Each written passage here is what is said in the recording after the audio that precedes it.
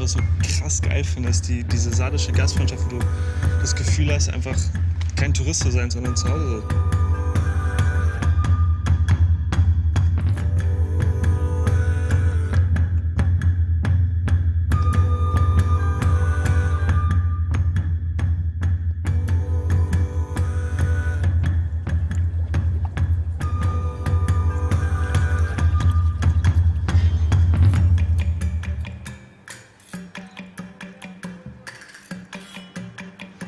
Und vor allem das Essen ist phänomenal.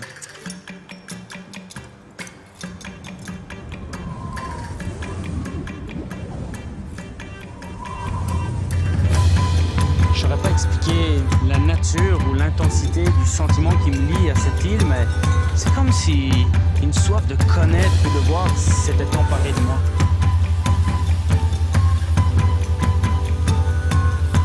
We've discovered a corner of paradise for us and for him. It's really an incredible place. Difficult to put into place how peaceful this place is. You know, you have to really be here to experience it.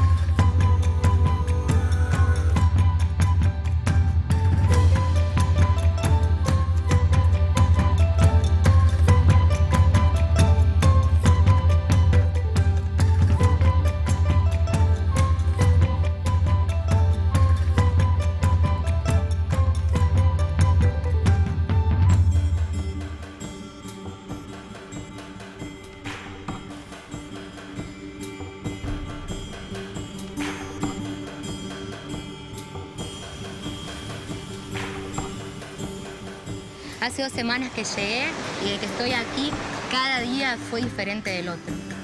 Siempre hay algo nuevo que hacer, que descubrir. Solo hay que dejarse llevar por el viento.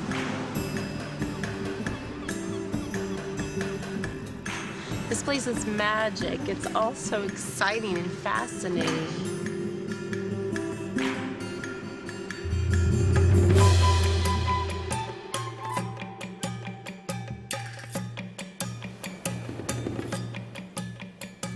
Das ist halt der perfekte Ort für einen Heiratsantrag.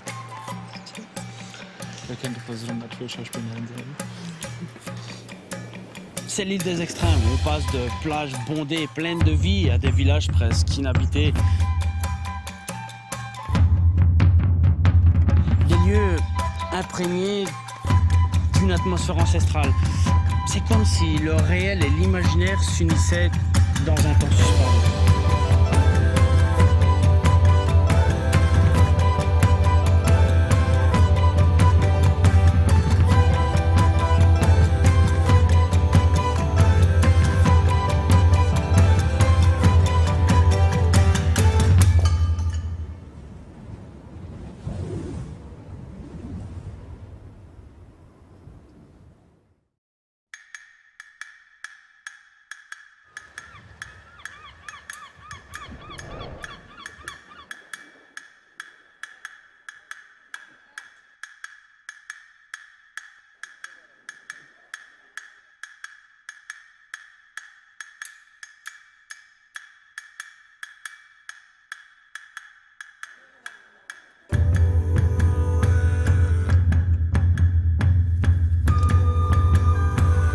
Was ich einfach so krass geil finde, ist diese sardische Gastfreundschaft, wo du das Gefühl hast, einfach kein Tourist zu sein, sondern zu Hause.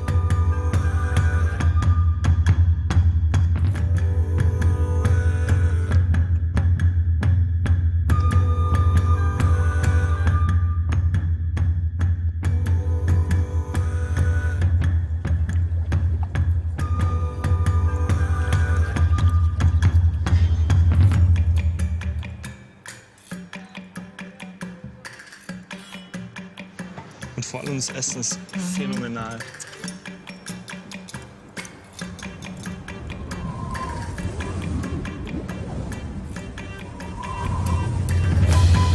Je saurais pas expliquer la nature ou l'intensité du sentiment qui me lie à cette île, mais c'est comme si une soif de connaître et de voir s'était emparée de moi.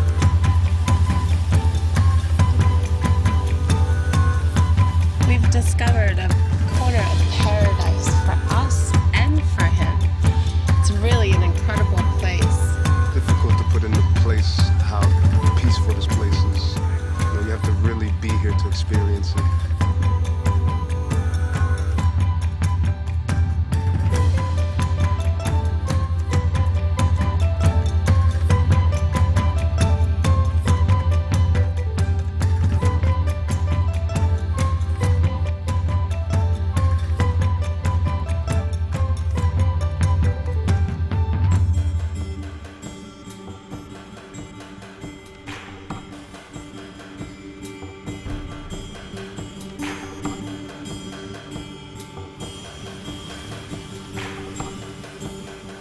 Hace 2 semanas que llegué y de que estoy aquí, cada día fue diferente del otro. Siempre hay algo nuevo que hacer, que descubrir. Solo hay que dejarse llevar por el viento.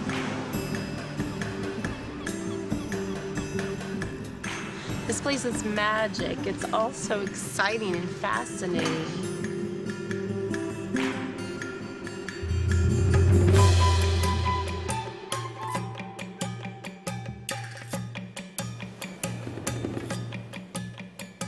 Das ist halt der perfekte Ort für einen Heiratsantrag. Wer könnte bei so einem Naturschauspiel Nein sagen? C'est l'île des extrêmes. On passe de plages bondées, pleines de vie, à des villages presque inhabités. Des lieux imprégnés d'une atmosphère ancestrale. C'est comme si le réel et l'imaginaire s'unissaient dans un temps suspendu.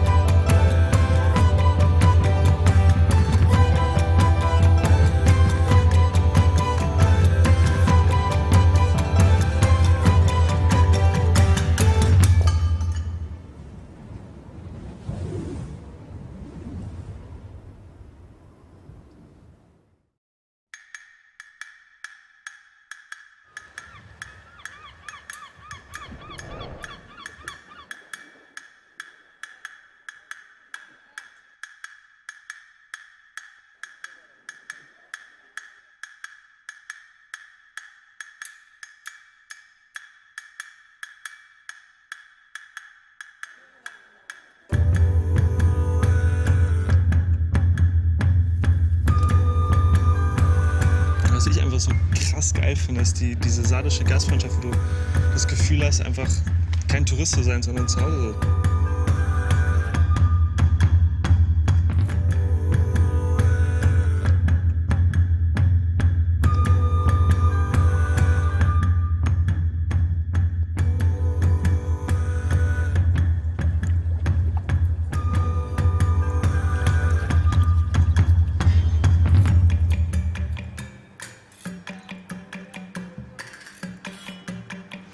Und vor allem das Essen ist phänomenal.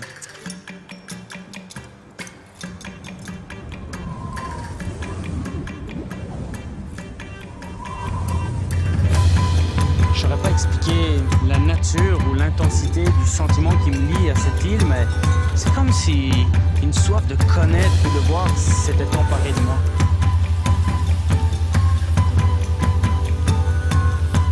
We've discovered a corner of paradise for us and for him. It's really an incredible place. Difficult to put into place how peaceful this place is. You have to really be here to experience it.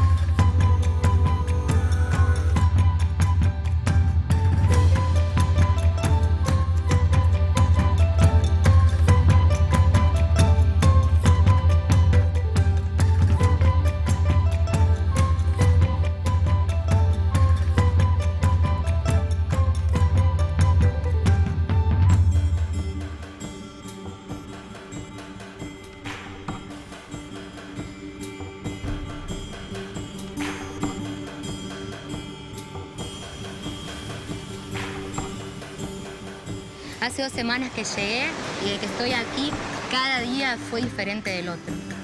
Siempre hay algo nuevo que hacer, que descubrir. Solo hay que dejarse llevar por el viento.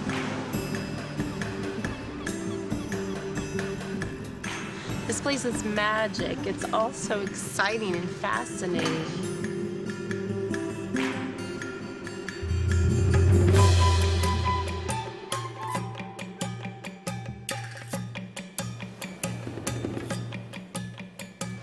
Max ist halt der perfekte Ort für einen Heiratsantrag. Wer könnte bei so einem Naturschauspiel Nein sagen? C'est l'île des extrêmes. On passe de plages bondées, pleines de vie, à des villages presque inhabités. Des lieux imprégnés d'une atmosphère ancestrale. C'est comme si le réel et l'imaginaire s'unissaient dans un temps suspendu.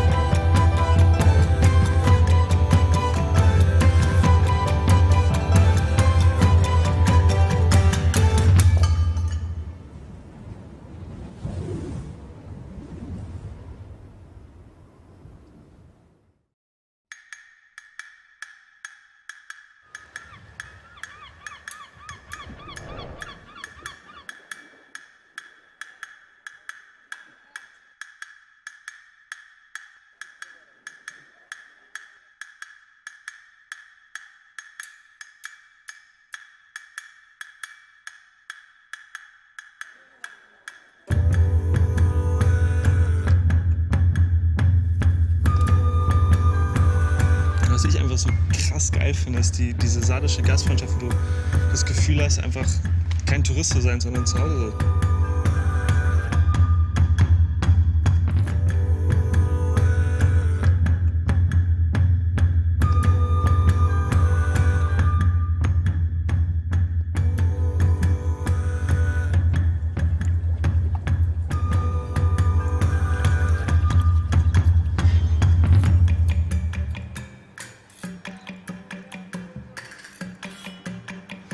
Und vor allem das Essen ist phänomenal.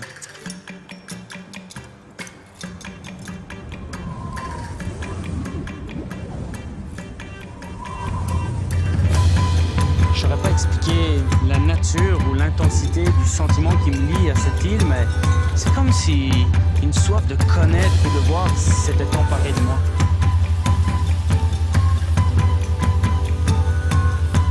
We've discovered a corner of paradise for us and for him. It's really an incredible place. Difficult to put into place how peaceful this place is. You know, you have to really be here to experience it.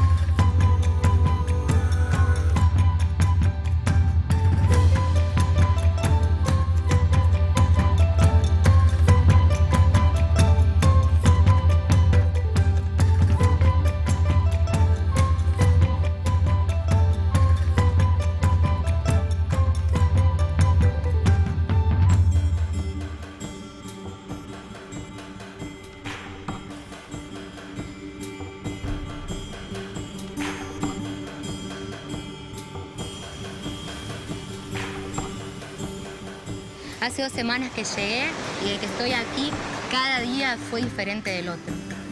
Siempre hay algo nuevo que hacer, que descubrir. Solo hay que dejarse llevar por el viento.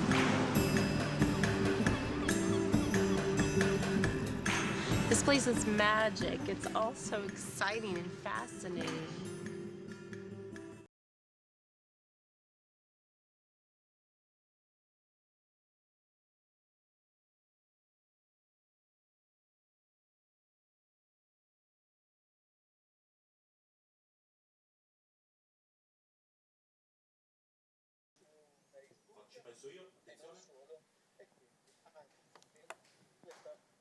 I ospiti avranno Lucio, che vedo proprio in questo momento inquadrato. Eccoci. Non so se mi sta ascoltando, ma io Ciao, proprio Max. a lui vorrei passare la linea immediatamente per introdurre questo secondo appuntamento con Call to Action dall'aeroporto di Olbia, Costa Smeralda, la linea a Lucio Murru. Grazie Max, grazie a tutti quelli che ci stanno guardando in streaming e grazie a tutti quelli che stanno ascoltando su Radiolina. Io e Max sembra che siamo lontanissimi, ma in realtà lui sta nella stanza a fianco. Al mio fianco poi c'è il professor Antonio Usai e oggi abbiamo una bellissima giornata, insomma, abbiamo finalmente la possibilità di approfondire un tema che è molto, molto caro a tutti noi, tutti quelli che si occupano di turismo, cioè il tema delle Baleari. E insieme a questo tema abbiamo naturalmente la squadra tradizionale, quella che ci ha accompagnato in questo biennio, oltre ad Antonio naturalmente che è al mio Buon fianco. pomeriggio a tutti. Che ringrazio ancora una volta per essere sempre molto disponibile con noi, che rappresenta l'Università di Economia e Management del Turismo, come sapete ha sede qui all'interno dell'aeroporto di Olbia. E avremo in connessione naturalmente la solita squadra dei grandi del turismo, quindi Joseph Eyark, parte integrante, diciamo, e socio fondatore del nostro comitato scientifico, poi Gianfranco Fancello, professor Fancello dell'Università di Cagliari. Buonasera. Ciao Gianfranco. Ciao. Robert Piattelli, diciamo, il nume tutelare della BTO. Non so se adesso riuscite a vedere anche gli altri. Sì, riuscite a vedere naturalmente, abbiamo un ospite graditissimo che è Bruna Puzzulu, una collega esperta di risorse umane e organizzazione, nonché docente in diversi corsi. Naturalmente di Max abbiamo già detto, insomma, lo vedete nel riquadro in alto. Stiamo andando, ripeto, anche in diretta su Radiolina, quindi è un esperimento che nella prima edizione non è stato particolarmente proficuo, però questa volta insomma tecnicamente ci siamo attrezzati, cerchiamo di essere un pochino più attenti. Che cosa dobbiamo dire oggi? Vi dicevo delle Baleari, ma parleremo anche molto di Sardegna. Avremo poi più tardi Nicola Pala del Mais, avremo Gian Simone Masia di Confindustria, non lo vedo ancora in connessione ma ci raggiungerà a brevissimo Gianluigi Tiddia, il nostro esperto di social networks, e due ospiti importantissimi spagnoli. Vi dicevo, parleremo di Baleari e lo faremo con chi? Col direttore dell'ITB, quindi l'ente turistico che genera e costruisce le strategie turistiche delle isole Baleari, e poi il rappresentante di Tour Spagna a Roma. Quindi un piatto veramente ricco. Direi di iniziare subito, di partire direttamente col primo intervento, e quindi darei la parola al professor Gianfranco Fancello, che come sapete insieme al professor Usai fanno sempre l'apertura di questi seminari, di questi webinar, raccontandoci un po' di dati, un po' di informazioni. Adesso mandiamo la scheda così vedete qualche informazione su Gianfranco per chi non lo conoscesse, e mentre diamo una lettura velocissima a quello che è il profilo di Gianfranco Fancello, direi che Gianfranco puoi tranquillamente iniziare col tuo intervento. Procedi. Bene, grazie Lucio, grazie a tutti, insomma, chi è connesso e collegato via web oppure attraverso Radiolina.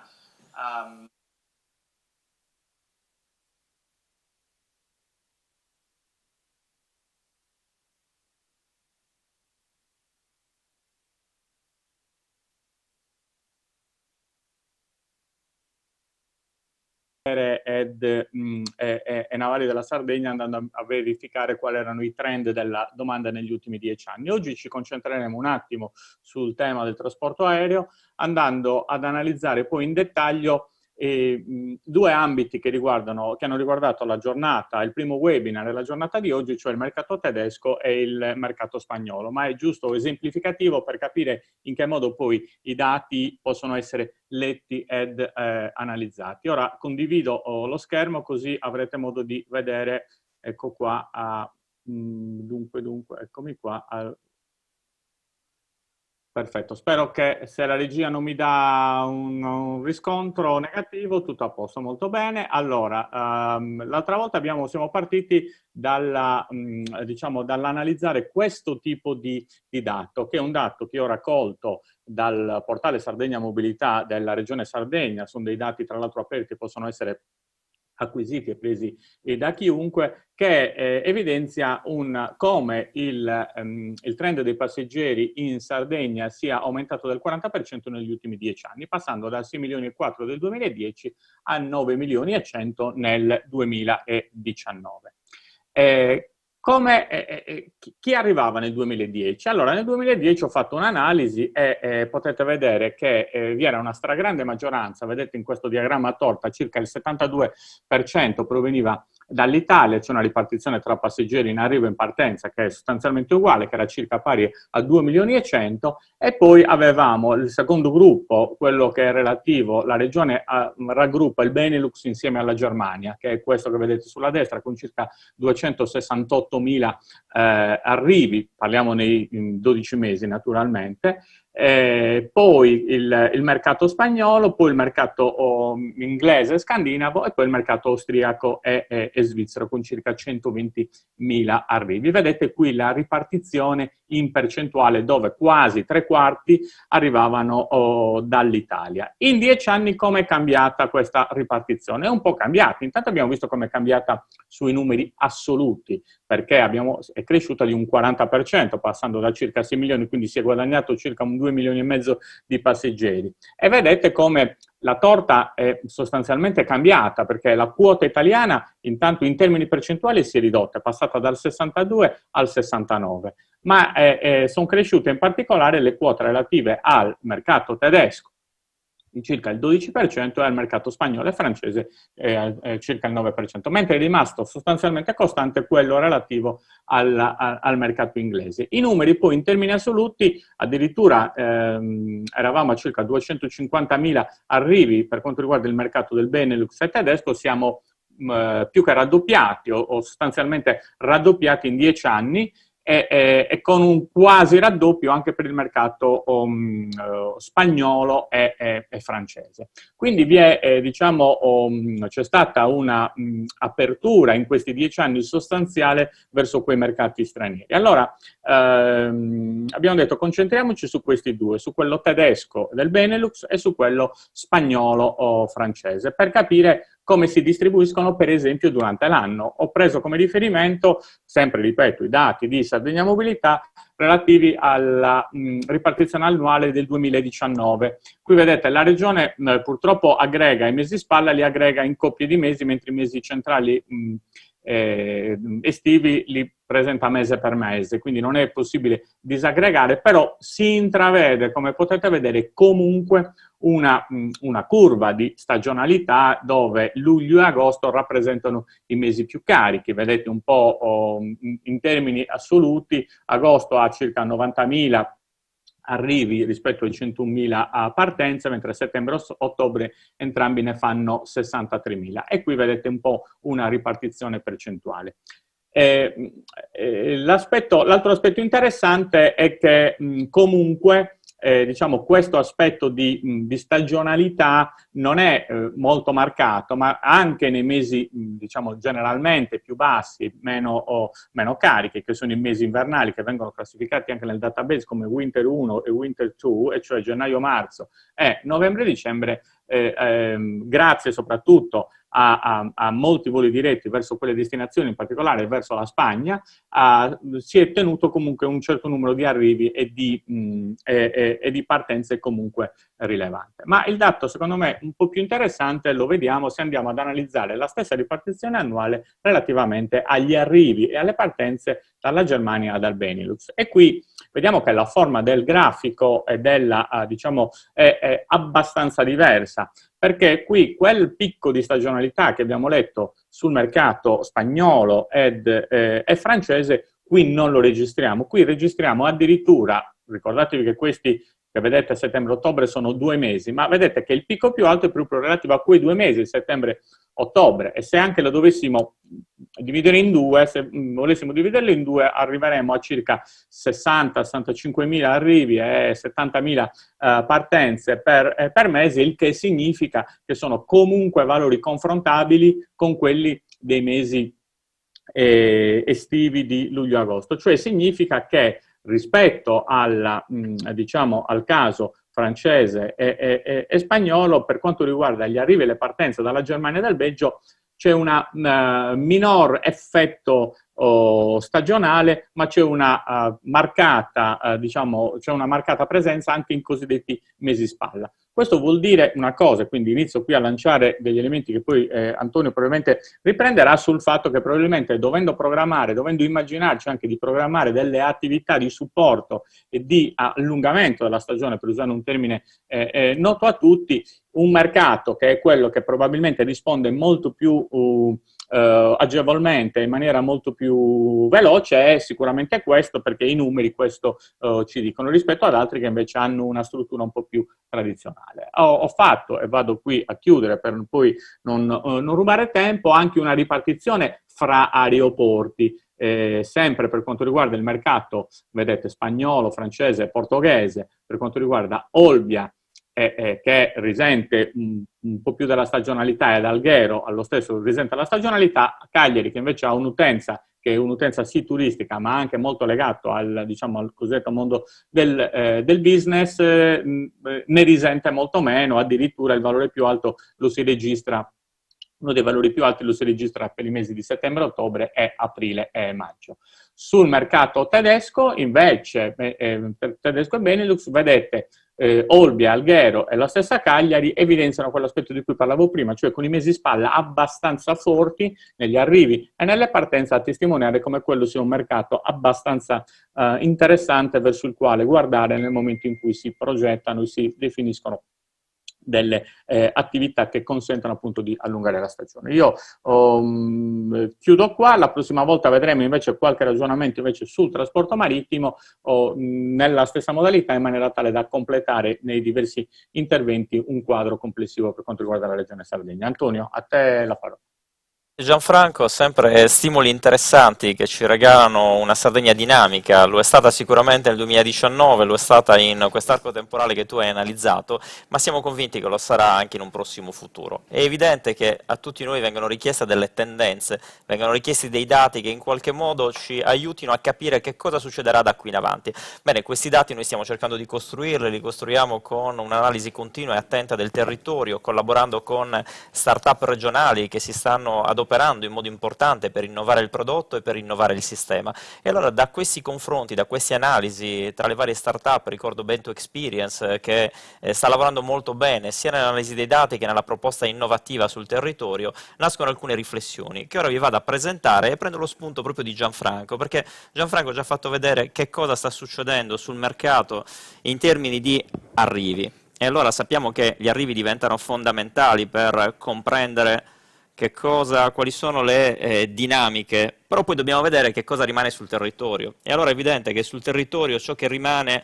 sono le presenze, cioè quante persone rimangono per quante notti e quindi le dinamiche territoriali che poi accompagnano le attività dei nostri operatori turistici. E allora subito, visto che di Spagna parleremo oggi, un focus sulla Spagna, vediamo che tra il 2018 e il 2019 abbiamo una crescita di questo mercato con oltre un più 20% di presenze che lasciano ben sperare su quanto ha contribuito la Spagna sulla dinamicità del nostro sistema turistico e su quanto ancora ci può dare in termini di nuove presenze. E concordo con Gianfranco sulla possibilità di valutare attentamente questa onda lunga che ci dovrebbe portare nell'estate 2020 fino ai periodi di spalla, magari ottobre e novembre, dove ancora, grazie al movimento turistico garantito dai collegamenti aerei, prima Gianfranco lo accennava, potremo avere delle belle sorprese. E allora ci dobbiamo preparare. È vero anche però che insieme ai movimenti internazionali e quelli nazionali ci aiutano a mettere a fuoco la situazione della Sardegna, e tra questi ancora una volta i movimenti dei turisti sardi. Perché ritorno sull'argomento? Perché la scorsa volta lo abbiamo solo accennato, vi abbiamo incuriosito e in effetti sono arrivate diverse mail che ci chiedevano puntualmente un'analisi di questi dati. Sapete tutti che nel periodo Covid si è fatto un gran parlare di turismo locale. In tante regioni si è cercato di valorizzare l'apporto del turismo locale rispetto all'intero sistema turistico, ovvero si è cercato di capire qual era la portata del turismo interno rispetto alla dinamicità del sistema. E allora abbiamo provato a fare delle analisi più puntuali, più approfondite, partendo dal dato della scorsa volta. È chiaro per tutti che il turismo sardo rappresenta all'interno del nostro sistema una buona fetta degli arrivi e una fetta interessante delle presenze. E allora cerchiamo di andare ancora più a fondo. Questa immagine ci regala immediatamente la distribuzione dei turisti sardi all'interno dell'isola.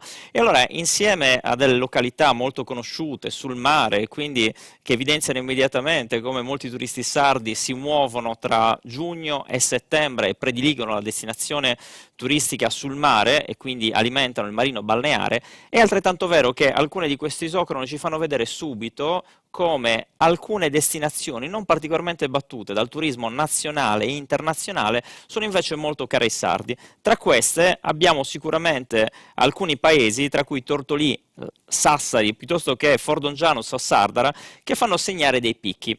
Ora, Fordongianus e Sardara fanno segnare dei picchi perché c'è un'offerta tematica molto particolare e specifica che è legata al termale, però è altrettanto vero che Tortolì rappresenta una new entry di sicuro valore che tra tutte le destinazioni turistiche ci lascia ben sperare anche per quella offerta strettamente a contatto con la natura, col turismo attivo, che potrebbe regalarci delle sorprese anche nel corso dei mesi di spalla. E allora, proprio partendo da questi dati, io sono convinto che gli operatori più attenti coglieranno subito che il turismo regionale non soltanto è da valorizzare, ma è anche da incentivare, perché ci potrebbe dare quel sostegno che nei prossimi mesi potrebbe aiutarci non soltanto per alimentare il turismo nazionale e internazionale, ma anche per arrivare a garantirci quella coda lunga che con questo turismo potrebbe sostenere, che questo tipo di turismo potrebbe determinare e quindi sostenere le imprese turistiche locali. Se andiamo ad approfondire ancora, vediamo esattamente quali sono i centri turistici più interessati in Sardegna dal turismo locale. Evidentemente la città di Cagliari, che è una destinazione turistica rinomata, conosciuta, a cui i sardi sono molto affezionati e che è meta di frequenti viaggi durante tutto l'anno, però poi seguono, vedete, in termini di presenze, seguono Tortolì, Alghero, Olbia, Orosei, Sassari. Allora, vedete che ci sono delle destinazioni, e quindi se escludiamo i capoluoghi di provincia, però Tortolì, Alghero e Orosei, Olbia come evidentemente non capoluogo nel nuovo disegno delle province, che ci fanno vedere come i sardi hanno delle preferenze ben determinate, alcune sorprese, alcune preferenze classiche, ma evidentemente tutti i prodotti che ci lasciano intravedere un futuro. Se andiamo a vedere ancora gli arrivi, vediamo che la situazione cambia un po' ed è evidente che parlare di presenze e di arrivi è cosa ben diversa, perché agli arrivi dei sardi che si spostano nella loro isola corrispondono le gite fuori porta un po' più lunghe, cioè dei pernottamenti molto limitati, a volte con rientro in giornata, altre volte con dei pernottamenti minimi di una sola notte, però questi pernottamenti minimi regalano comunque economia. E allora oggi, quando leggiamo con Lucio Murro alcune mail, alcune richieste degli operatori sardi, vale la pena di scommettere sul nostro turismo interno per bilanciare un po' questa stagione, ma anche per dare un chiaro segnale di attenzione nei confronti dei tanti turisti sardi che vogliono conoscere bene la loro isola. Bene, le statistiche dal 2013 al 2020 ci dicono sicuramente sì. Possiamo scommetterci sul futuro? Perché no? Anzi, viste le tendenze nazionali, sarà sicuramente utile scommetterci. Quando, ad altra domanda, potranno questi flussi bilanciare le eventuali perdite che noi non ci auguriamo, ma che magari sono prevedibili sul sistema turistico per diminuzione o contrazione del mercato nazionale o internazionale? Beh, questo no, è evidente, i numeri non ci aiutano in questo senso, sono interessanti, ma non al punto tale da poter bilanciare le eventuali diminuzioni internazionali. E questo lo vediamo anche da un grafico molto interessante che riguarda non soltanto la permanenza media. Ora, la permanenza media dei sardi in Sardegna tocca delle medie di 3,2 giorni, 3,4 negli stessi mesi in cui si muove prevalentemente il turismo nazionale e internazionale. Sono dati interessanti, però vedete che poi nella spalla vanno ad appiattirsi.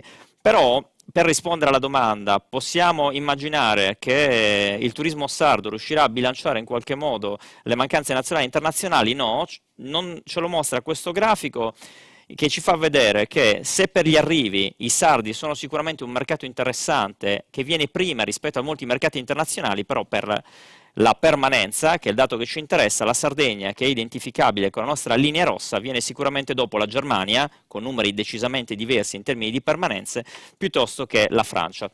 Rispetto al Regno Unito siamo più alti, però a domanda, siamo in grado di bilanciare? No. È un mercato di interesse? Evidentemente sì. Ci dobbiamo scommettere? Sì, e anzi incoraggiamo tutti gli operatori a scommettere sul turismo interno, non soltanto per bilanciare questa stagione molto particolare, ma anche in prospettiva, perché quel turismo ci potrà regalare grande soddisfazione anche per il futuro. Nelle prossime puntate vedremo altri approfondimenti e anche come queste isocrone a livello Sardegna e a livello di arrivi internazionali e nazionali ci fanno vedere che ci sono aree molto care ai sardi ma poco conosciute dai turisti nazionali e internazionali. Grande impegno da parte di tutti, facciamole conoscere, anche quelle possono rappresentare delle aree in sicura crescita.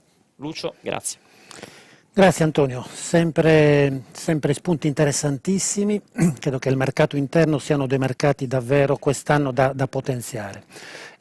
Vorrei fare una battuta con Max. Max, ci sei?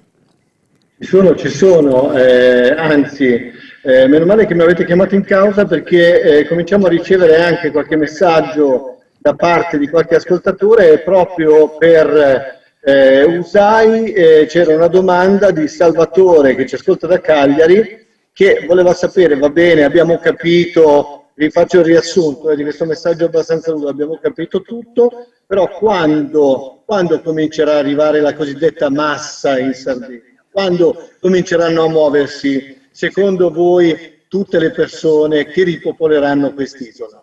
Guardate, una domanda interessante, molto attuale, è evidente che non abbiamo una risposta sicura, però vi posso dire qual è il sentiment in questo momento sul mercato. Tante analisi che si stanno occupando del tema, un dato per tutti, il 50% dei turisti, ci dicono le statistiche medie realizzate in Sardegna a livello nazionale, vogliono andare in vacanza, con punte dell'80% a seconda delle regioni. Quando si fa la domanda, quanti di voi davanti alle intenzioni di vacanza hanno prenotato, ci attestiamo sul 5-10%. Questo vuol dire che ci dobbiamo aspettare un turismo last minute che deciderà step by step quando partire e come. Io credo che i prossimi 15 giorni saranno determinanti per avere uno scenario più chiaro, vedremo qual è il coefficiente di riempimento dei voli, l'andamento delle prenotazioni. Una cosa è sicura, se oggi disponessimo di una dashboard in tempo reale, cioè di un sistema che in tempo reale ci consentisse di sapere l'andamento delle prenotazioni da parte delle strutture alberghiere e da parte dei vettori aerei e navali, noi avremmo sempre la situazione sotto mano. Ci auguriamo di averlo in un prossimo futuro, oggi non l'abbiamo, ma siamo sicuramente fiduciosi che le cose possano andare bene.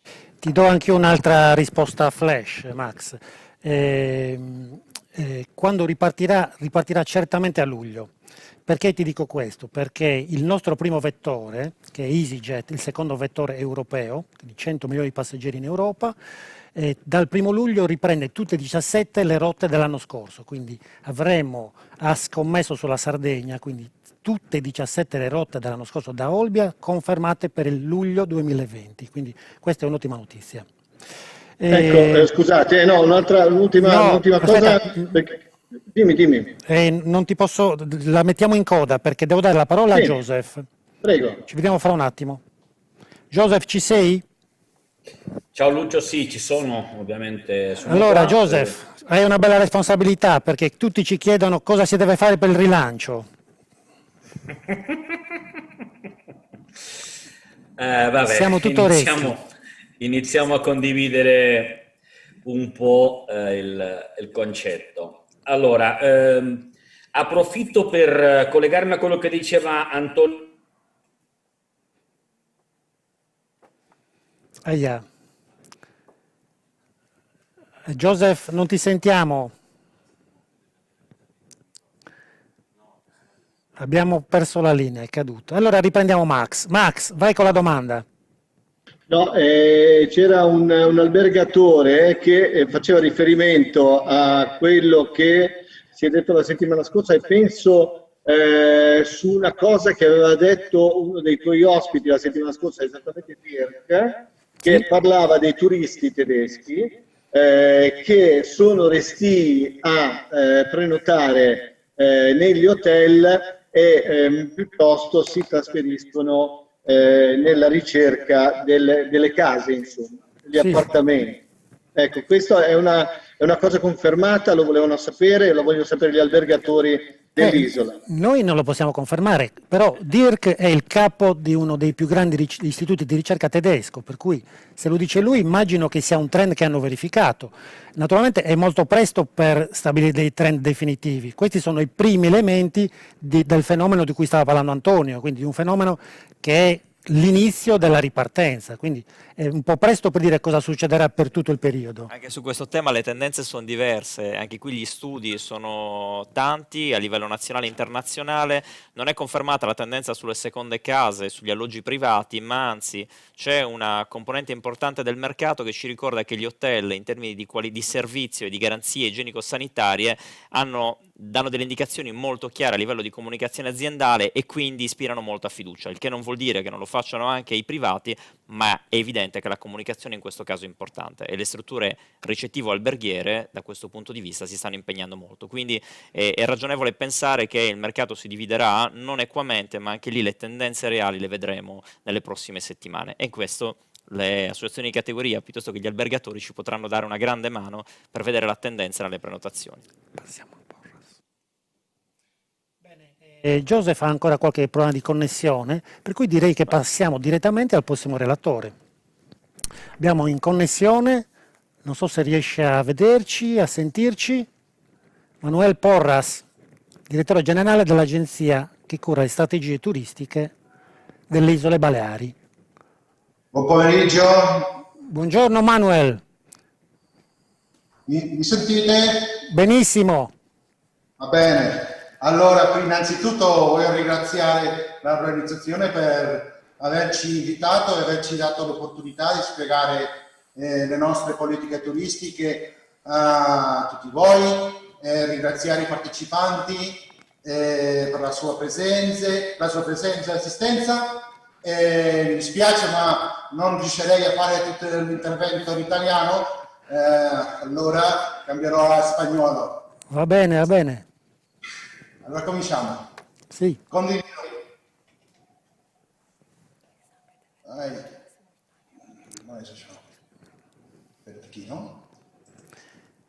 Manuel, Poi. ecco, siccome non abbiamo la simultanea, dovresti fare dei passaggi brevi in modo che la nostra traduttrice abbia il tempo di trasmettere poi agli ascoltatori. D'accordo? D'accordo. Prego. Allora. Bien, comenzamos.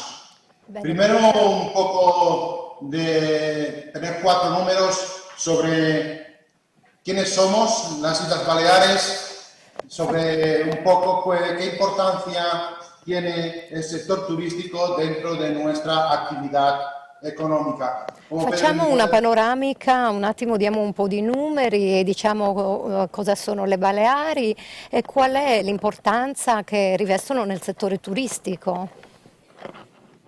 Como pueden ver, somos 4 islas, solo creo que es de conocimiento, pero no somos más que 5.000 kilómetros cuadrados, ¿vale? Y somos 1.100.000 habitantes. Siamo 4 isole, come potete vedere, più di 5.000 km quadrati nel complesso. In tutte le isole abbiamo circa 1.600 abitanti, 1.600.000 di abitanti. Esta es la fotografía un poco de lo que significa y los números turísticos de Baleares. Como pueden ver, lo más importante, en el centro, en el año 2019 recibimos casi 16 millones y medio de turistas. Quindi questi sono un po' i numeri, come potete vedere, di quelli che sono i flussi turistici delle Baleari. Al centro potete vedere il riferimento del 2019, anno in cui abbiamo ricevuto circa 16 milioni e mezzo di turisti. 16 millones y medio de turistas son muchos turistas. Che sono molti. Por ejemplo, para compararlo con Toscana, en Toscana son casi 10-11 millones. In Toscana, se vogliamo fare un paragone, sono quasi 10-11 milioni.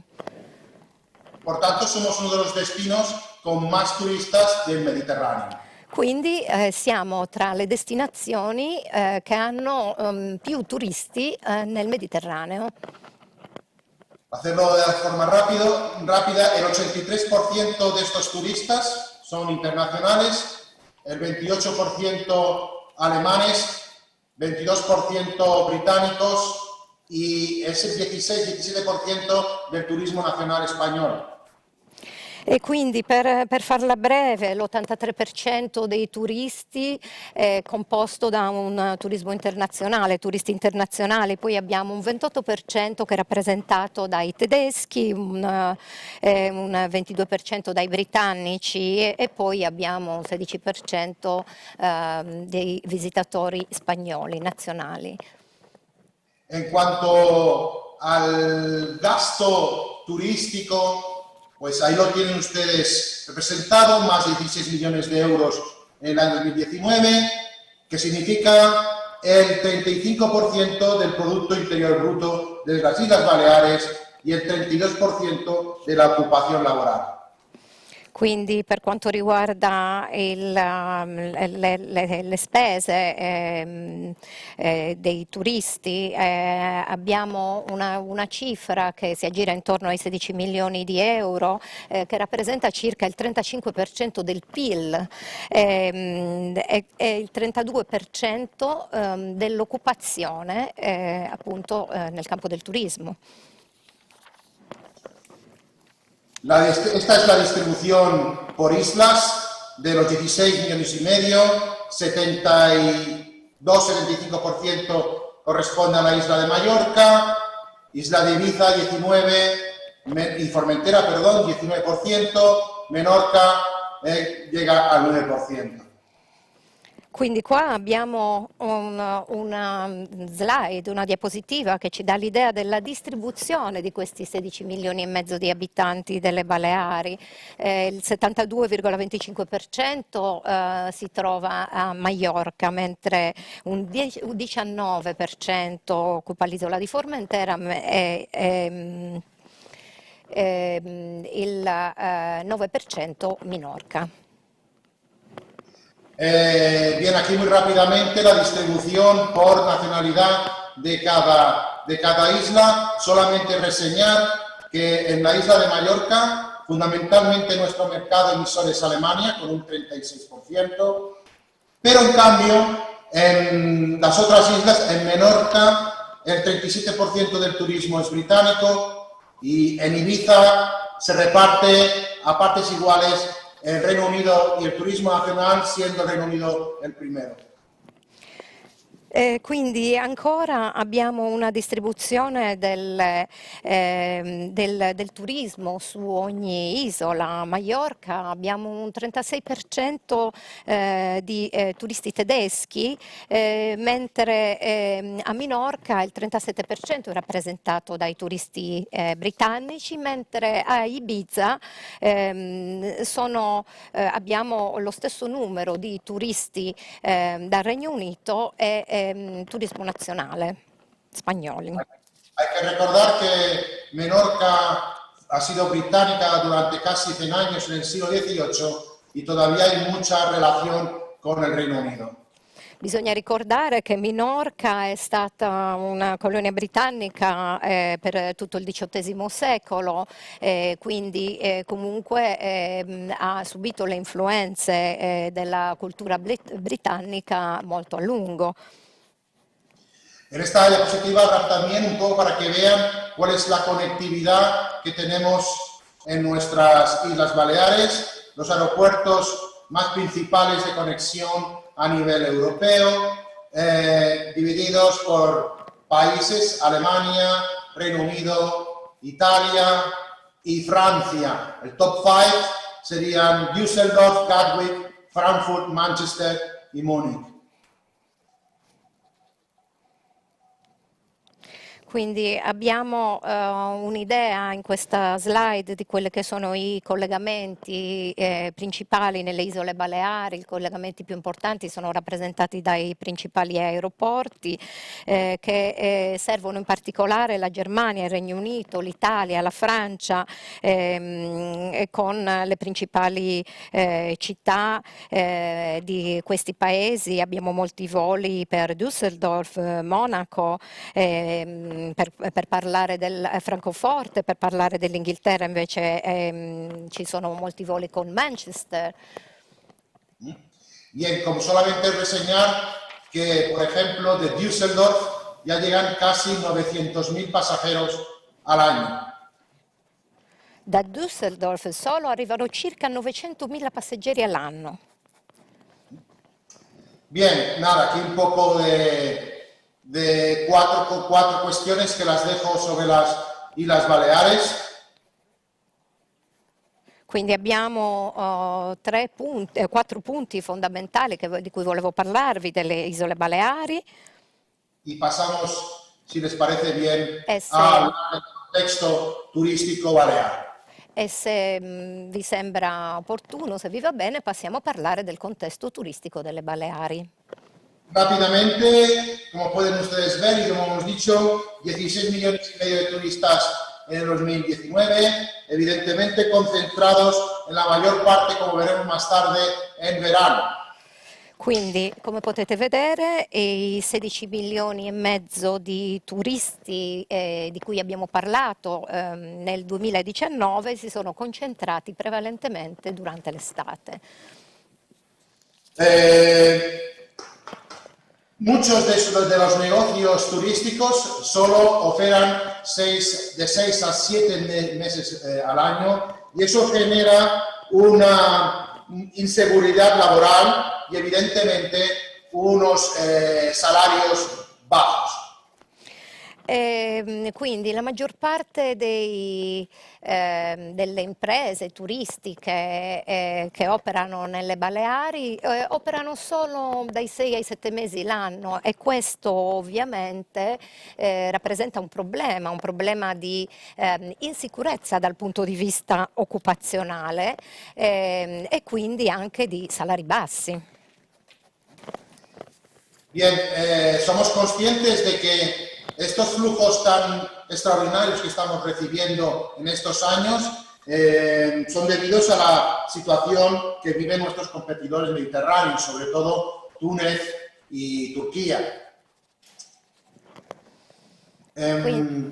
Sí, perdón. Sì, quindi siamo del tutto consapevoli, coscienti che il lusso, questa situazione ideale che stiamo vivendo negli ultimi anni è dovuta alla situazione difficile di alcuni paesi concorrenti del Mediterraneo, come per esempio la Turchia. Solamente 2 cuestiones más a señalar de esta slide. La estacionalidad, cada vez somos capaces o estamos siendo capaces de reducir, de aumentar la estación turística. Casi nos estamos situando ahora, como verán un poquito más tarde, en que la temporada turística va de marzo a octubre. Quindi ancora 2 punti di cui volevo parlare. Uno è la stagionalità.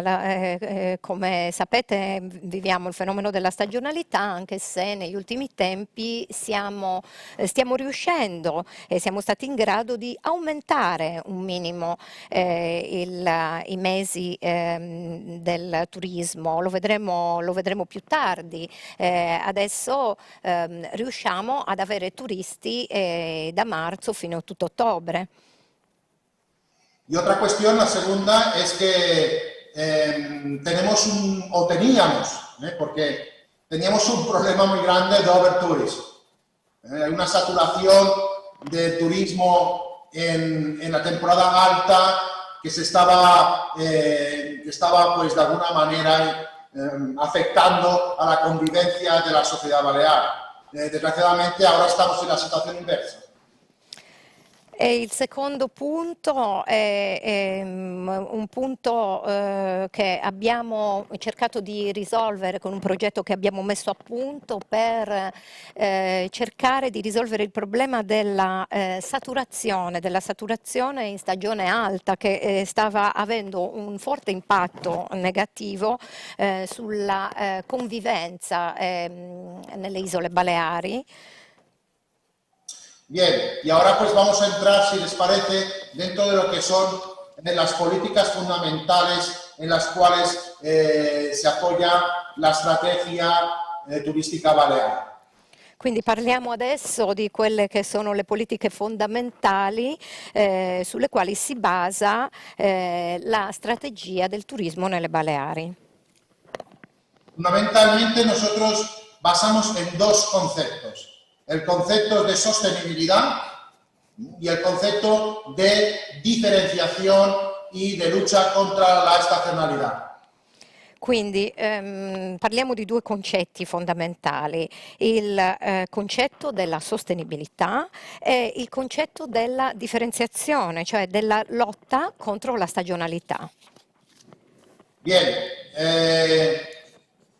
lo primero en cuanto a sostenibilidad, vamos a hablar de quizá que sea la más importante acción en política de sostenibilidad turística que hemos implantado en las Baleares, que es el impuesto de turismo sostenible.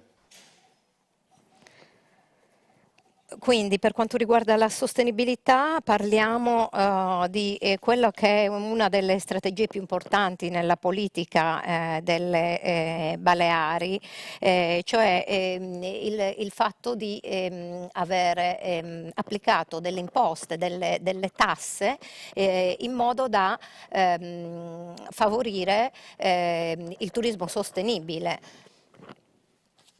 Como pueden ver ustedes, el impuesto de turismo sostenible se aplica en las estancias, en todas las unidades de alojamiento de las Islas Baleares. Quindi, come potete vedere, questa tassa per il turismo sostenibile si applica in tutti gli alloggi delle Isole Baleari. Y como pueden ver, bueno, con estas contribuciones, con la recaudación que obtenemos de este impuesto, se destina completamente a compensar el impacto del turismo a nivel territorial y a nivel medioambiental. Quindi con il ricavato di queste tasse, cioè il ricavato di queste tasse viene devoluto interamente per compensare quello che è l'impatto del turismo dal punto di vista ambientale e territoriale.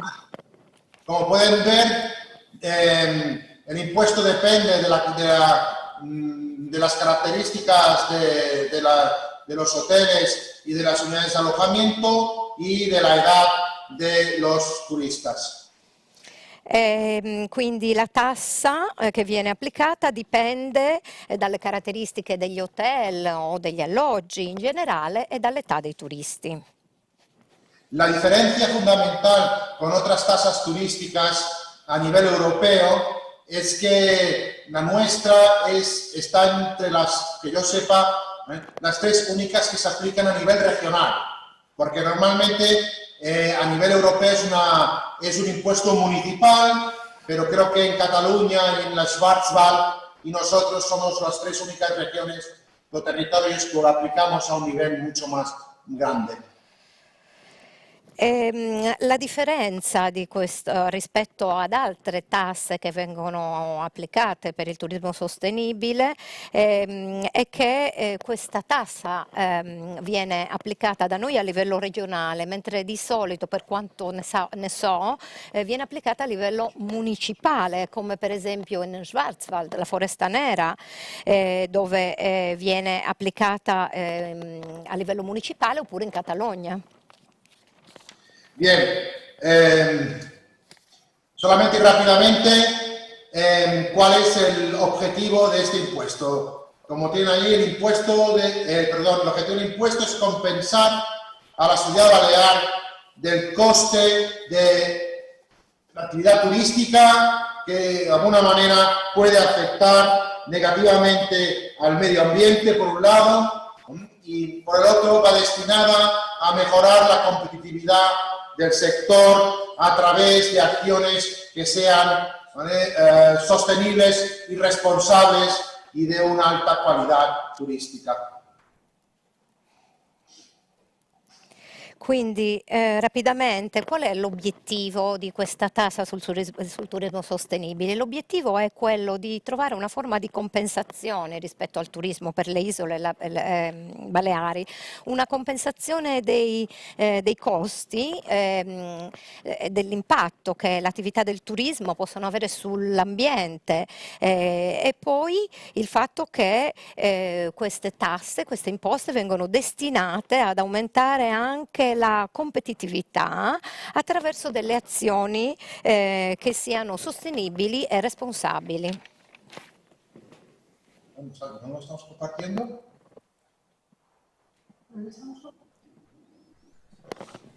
Sì? Podemos seguir? Chiede se possiamo andare avanti. Sì, sì, claro, claro. Bien, pasamos un poco, yo les he dicho, la primera parte era, la primera estrategia y el primer pilar de la estrategia era la sostenibilidad, el segundo es intentar introducir nuevos productos turísticos para disminuir la estacionalidad. Allora, come vi ho detto prima, la prima parte importante, il primo pilastro era la sostenibilità e il secondo è cercare di trovare comunque nuove strategie per migliorare e ridurre, diciamo, la stagionalità. Bien, ahí tienen ustedes la gráfica de la estacionalidad de las Islas Baleares. Como pueden ver, hemos sido capaces de reducirla, incrementando el número de turistas, sobre todo en abril y sobre todo importante en los meses de octubre, con lo cual nos situamos en una temporada de 8 meses.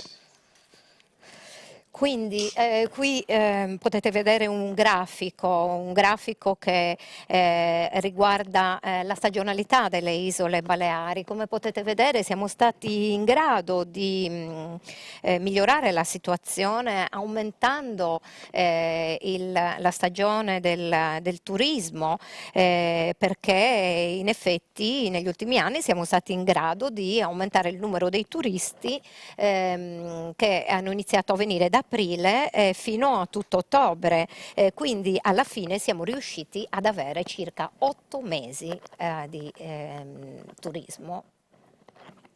Rápidamente, perdón.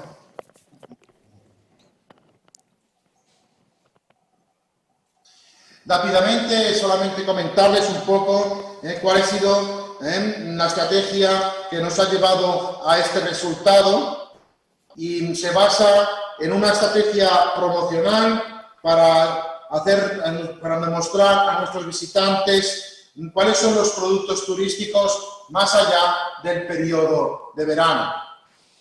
Quindi brevemente vorrei parlarvi della strategia che abbiamo utilizzato per arrivare a questi risultati, una strategia che si è basata su dei messaggi promozionali, il cui scopo era quello di mostrare ai turisti i prodotti che potevano trovare anche in periodi al di là della stagione alta. Como pueden ser el turismo gastronómico, el turismo de cultura, el de salud, el de deportes, el turismo MICE, el turismo de compras, etc. Per esempio questi prodotti sono rappresentati dal turismo gastronomico, la salute, il settore culturale, lo shopping e anche il settore del mais. Bien, estos son nuestros objetivos. Nuestros objetivos es disminuir y diversificar en verano o en la temporada baja, aumentar en la temporada, disminuir, diversificar en temporada alta y aumentar en temporada baja. Quindi gli obiettivi sono quelli di cercare di diversificare e diminuire il numero dei turisti nella stagione alta, quindi d'estate, e cercare di aumentarli invece in bassa stagione. Bien, y en principio, como creo que me quedan pocos minutos, me gustaría hacer un comentario sobre la situación actual del Covid en Baleares. Mi piacerebbe un attimino, visto che mancano pochi minuti per la conclusione, fare qualche commento sulla situazione relativa al post-Covid, a quello che ha generato il Covid-19 nelle Baleari. En el caso balear, afortunadamente hemos sido un territorio que hemos tenido una incidencia del virus bastante baja y nos situamos de los mejores territorios dentro de la España. Fortunatamente le Baleari sono state uno di quei territori che ha avuto un'incidenza bassa rispetto al contagio, una tra le più basse all'interno del territorio nazionale. Es por eso que nos permite situarnos en una situación de vendernos como uno de los destinos más seguros del Mediterraneo. E questo ci ha consentito di situarci in una situazione che fa sì che possiamo essere visti come una delle destinazioni più sicure del Mediterraneo. Rápidamente, para que vean el efecto que hemos previsto que tenga la epidemia en nuestra actividad económica y en nuestro sector turístico. Solamente en el periodo de lo que se llama estado de alerta aquí, o de alarma aquí en España, del 15 de marzo al 15 de mayo, 2 meses, hemos perdido 6.1% del PIB y un 5,8% del empleo en las Islas Baleares. Per quanto riguarda gli effetti prodotti dall'epidemia sull'attività economica e del turismo, per parlare solo del periodo di massima allerta che è stato dal 15 marzo al 15 maggio, diciamo che abbiamo avuto degli effetti contenuti perché abbiamo perso solo il 6,1% del PIL e il 5,8% in termini di occupazione. Y bien, el escenario que de alguna manera hace un mes nos congratulaba es recuperar la temporada turística en septiembre, pero la verdad es que los datos y la situación están mejorando a marchas forzadas y podemos decir que la temporada turística ya se ha iniciado en Baleares con el piloto que hemos iniciado en estos días y que prevemos que en julio lleguemos al 25% de nuestra attività turistica.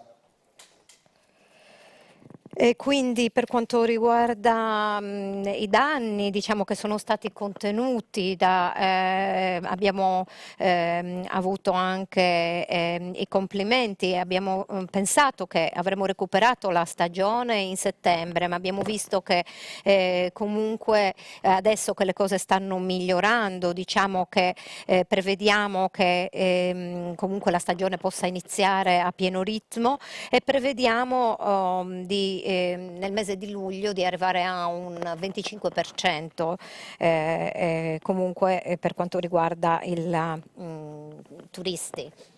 Y para finalizar, solamente enseñarles cuál es nuestro claim actual de promoción turística. E per finire vi vorrei mostrare quello che è il nostro piano attuale di promozione turistica. Que no es otro que las Islas Baleares como una destinación segura. Pensamos que la seguridad será una variable importantísima en el proceso de compra de los clientes turísticos en esta temporada.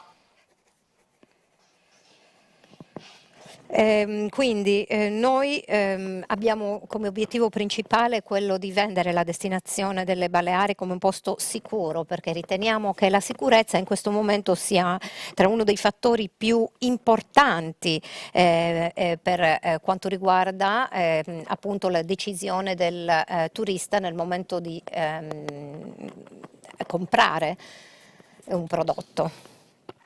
Es importante entender que tenemos que, entre todas las regiones europeas, tenemos que hacernos valer delante de lo que son las administraciones de la Unión Europea y demandarles el plan Marshall que estamos todos en función de recibir dentro de poco. È anche molto importante che ci attiviamo, che si riesca a capire che ci dobbiamo attivare a livello europeo, dobbiamo riuscire a farci valere come amministrazioni nell'ambito dell'Unione Europea, chiedendo che il piano Marshall di cui si è parlato venga veramente implementato, perché tutti lo stiamo aspettando. Bien, con esto finalizo mi intervención. Questo ho finito il mio intervento. Ringraziarvi a tutti voi, dirvi che siamo pronti per condividere qualsiasi buona pratica, informazione, documento, e che lasciamo i nostri contatti, siamo collegati, niente di più. Grazie a tutti, buon pomeriggio. Grazie direttore. Possiamo disturbarla ancora per una domanda? Come no? Deve andare, deve scappare? No, posso rispondere. Perfetto, d'accordo. Abbiamo il nostro Robert Piattelli che ha una domanda per lei. Manuel, grazie intanto, tutto molto interessante, cercherò di andare piano ma magari c'è una traduzione. Volevo ritornare sulla tassa sulla sostenibilità. Da chi è gestita poi, da chi sono gestite le risorse in chiave di progettazione? Quali sono i principi che ispirano questa progettazione e se erano coinvolti anche i residenti su questo? Bene, i soldi sono gestiti dal governo baleare, come detto gli obiettivi vanno a sostenibilità, io posso dire prima di tutto sostenibilità medioambientale, ma pure sostenibilità sociale e sostenibilità economica. Questo vuol dire che non abbiamo solo i soldi per environment, bensì per innovazione in turismo, per aumentare l'occupazione dei posti di lavoro, anche per il mio italiano è molto rovinato, mi dispiace, anche per lo che sono le vivende, las viviendas, casas. Le case, gli alloggi. A ver, è importante perché sono tutti effetti negativi di turismi alla nostra società. Per esempio, i prezzi delle vivende sono alzati moltissimo nei 5 ultimi anni. Questo è un effetto negativo del turismo perché le noleggi vacazionali sono tanti qui nelle Baleari che hanno fatto alzare i prezzi di tutti i nostri casi. Allora, se una parte di questi soldi che vanno a costruire case pubbliche, allora abbiamo environment, abbiamo incrementare i posti di lavori, la innovazione lavoro, l'innovazione in turismo, le questioni abitabili. Allora, ma siamo costretti, i fine sono costretti a questi che hanno detto, che io ho detto. Manel, un'ultima piccolissima domanda tecnica e un suggerimento. Per migliorare l'italiano deve venire un mesetto in Sardegna in vacanza, è l'unica soluzione. Lascia queste Baleari che fa un caldo, si schianta, invece vieni in Sardegna che si sta benissimo. L'altra questione è qui. Vieni, lascia tutto lì, che le Baleari tanto vanno da sole, vieni in Sardegna che ce n'è bisogno. Manel, un'altra domanda. Il mercato del lavoro in Spagna o da voi, ovvero la persona che lavora nel settore turistico lavora, come ci hai raccontato, alcuni mesi l'anno, no? Poi a un certo punto c'è uno stop. Hanno degli ammortizzatori, c'è dei sussidi per quel periodo in cui non lavorano i lavoratori? Ecco, quando finisce la season, i lavoratori turistici ricevono un stipendio del governo statale spagnolo, e quando loro finiscono questo periodo ritornano ai suoi posti e cominciano a ricevere i soldi dell'azienda turistica. Sono protetti mentre dura la low season. Ma questa è una legge nazionale o regionale? Questa è una legge nazionale. Noi la chiamiamo fissi discontinui. È per tutta la Spagna. Anche, devo dire che le isole Baleari sono il primo territorio alla Spagna in numero di fissi discontinui. Allora c'è una questione molto importante per noi, la sicurezza dell'income delle famiglie che si dedicano al turismo. Manel, c'è un buon rapporto fra i residenti e i turisti? Entre ospiti e visitanti?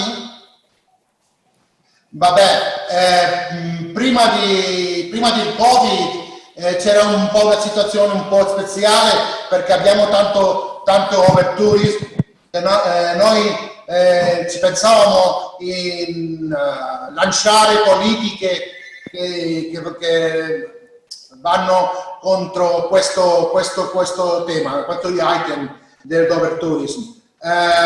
Ma noi sappiamo che la nostra ricchezza è in turismo, il 40-35% del PIL è turistico, ci sono tanti cittadini, tante famiglie che lavorano in settore turismo e queste reazioni negative al turismo sono piccole, devo dire. Benissimo, Grazie direttore, grazie davvero. Grazie, è stato uno spaccato interessantissimo. Credo che vorremmo sentirla ancora, quindi se ci sarà un seguito al call to action, molto volentieri faremo qualche altro collegamento, perché siamo davvero molto interessati. Voi siete, io dico sempre che siete 2 giri avanti a noi, quindi insomma possiamo cercare di recuperare, però abbiamo molto da imparare. Grazie davvero per il contributo. Benissimo. Ciao. Bene, purtroppo abbiamo dovuto saltare l'intervento di Joseph perché c'era in corso un temporale a Torino, ma adesso il temporale è passato, quindi Joseph, a te la parola.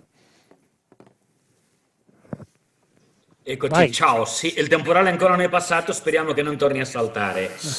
Allora, direi di andare a vedere più o meno le slide che avevamo in qualche maniera iniziato. Sì. Ora, la domanda che mi hai fatto Lucio, se non ricordo male, era che cosa devono fare le destinazioni turistiche in questo momento. Beh, Sì. tento di rispondere nella misura del possibile e anche velocemente. Ok, Allora, partiamo dalla premessa. Abbiamo una situazione di mercato molto anormale, con un mercato che è cambiato, con una domanda che è cambiata e soprattutto con un'offerta turistica. Andiamo a vedere fondamentalmente alcuni dati. Quali sono questo mercato italiano, il turismo sul quale teoricamente la Sardegna deve andare a puntare? Beh, qui c'è un'analisi fatta da SVG da marzo, aprile e maggio che ci dice che fondamentalmente il 35% dei turisti italiani ha molto chiaro che vuole farsi una vacanza, mentre con 43% in realtà dice che vuole fare questa vacanza ma che aspetterà, come già ho detto prima, non so se mi avete sentito, il 15% degli italiani dice che prenoterà qualche giorno prima di arrivare in destinazione, un 30% prenoterà una settimana prima, pertanto noi abbiamo un 43% di turisti che alla fine decideranno più o meno all'ultimo minuto.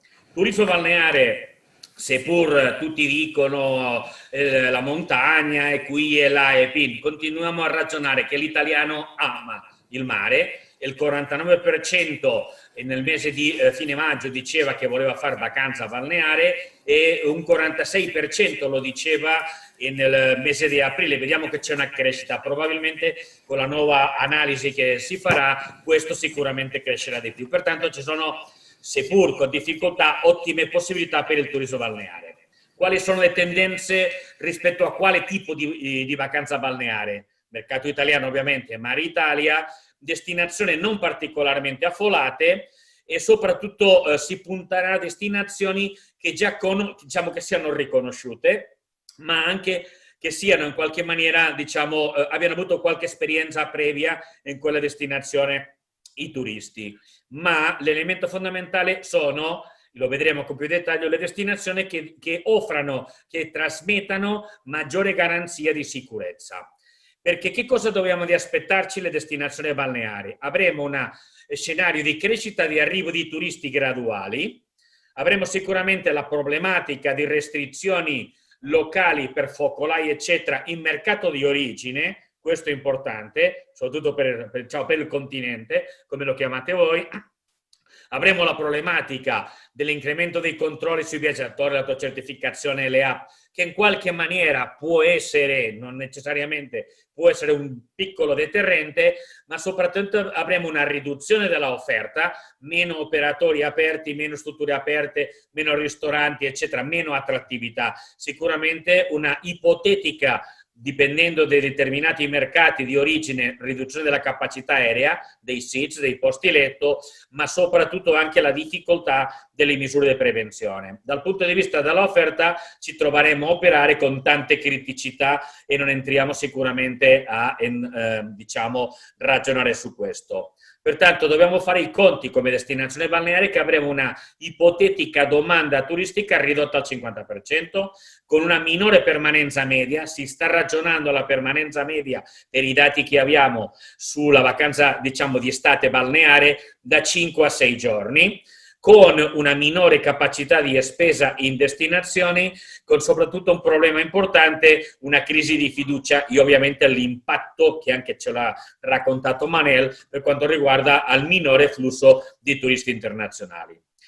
Come faranno queste vacanze gli italiani? Andiamo a guardare quelli che, diciamo, a fine maggio, scusate, il 17% diceva che sicuramente farebbe una vacanza lunga lontano di quello che è le 2 ore, 3 ore di percorrenza dalla sua destinazione, un 21% riteneva che questo era molto probabile. Pertanto ragioniamo sul fatto che il potenziale mercato sul quale oggi si può ragionare è fatto di questo 35-40% del totale dei vacanzieri.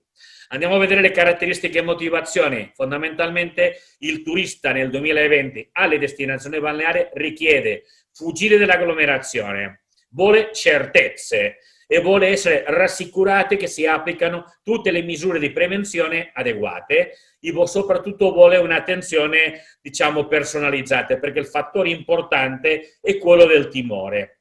Oltre a un fatto, lo diceva prima Usai, il livello di prenotazione cambia di regione a regione, ma siamo in questo momento in media italiana sul 21% del totale del booking in questo momento. Perché?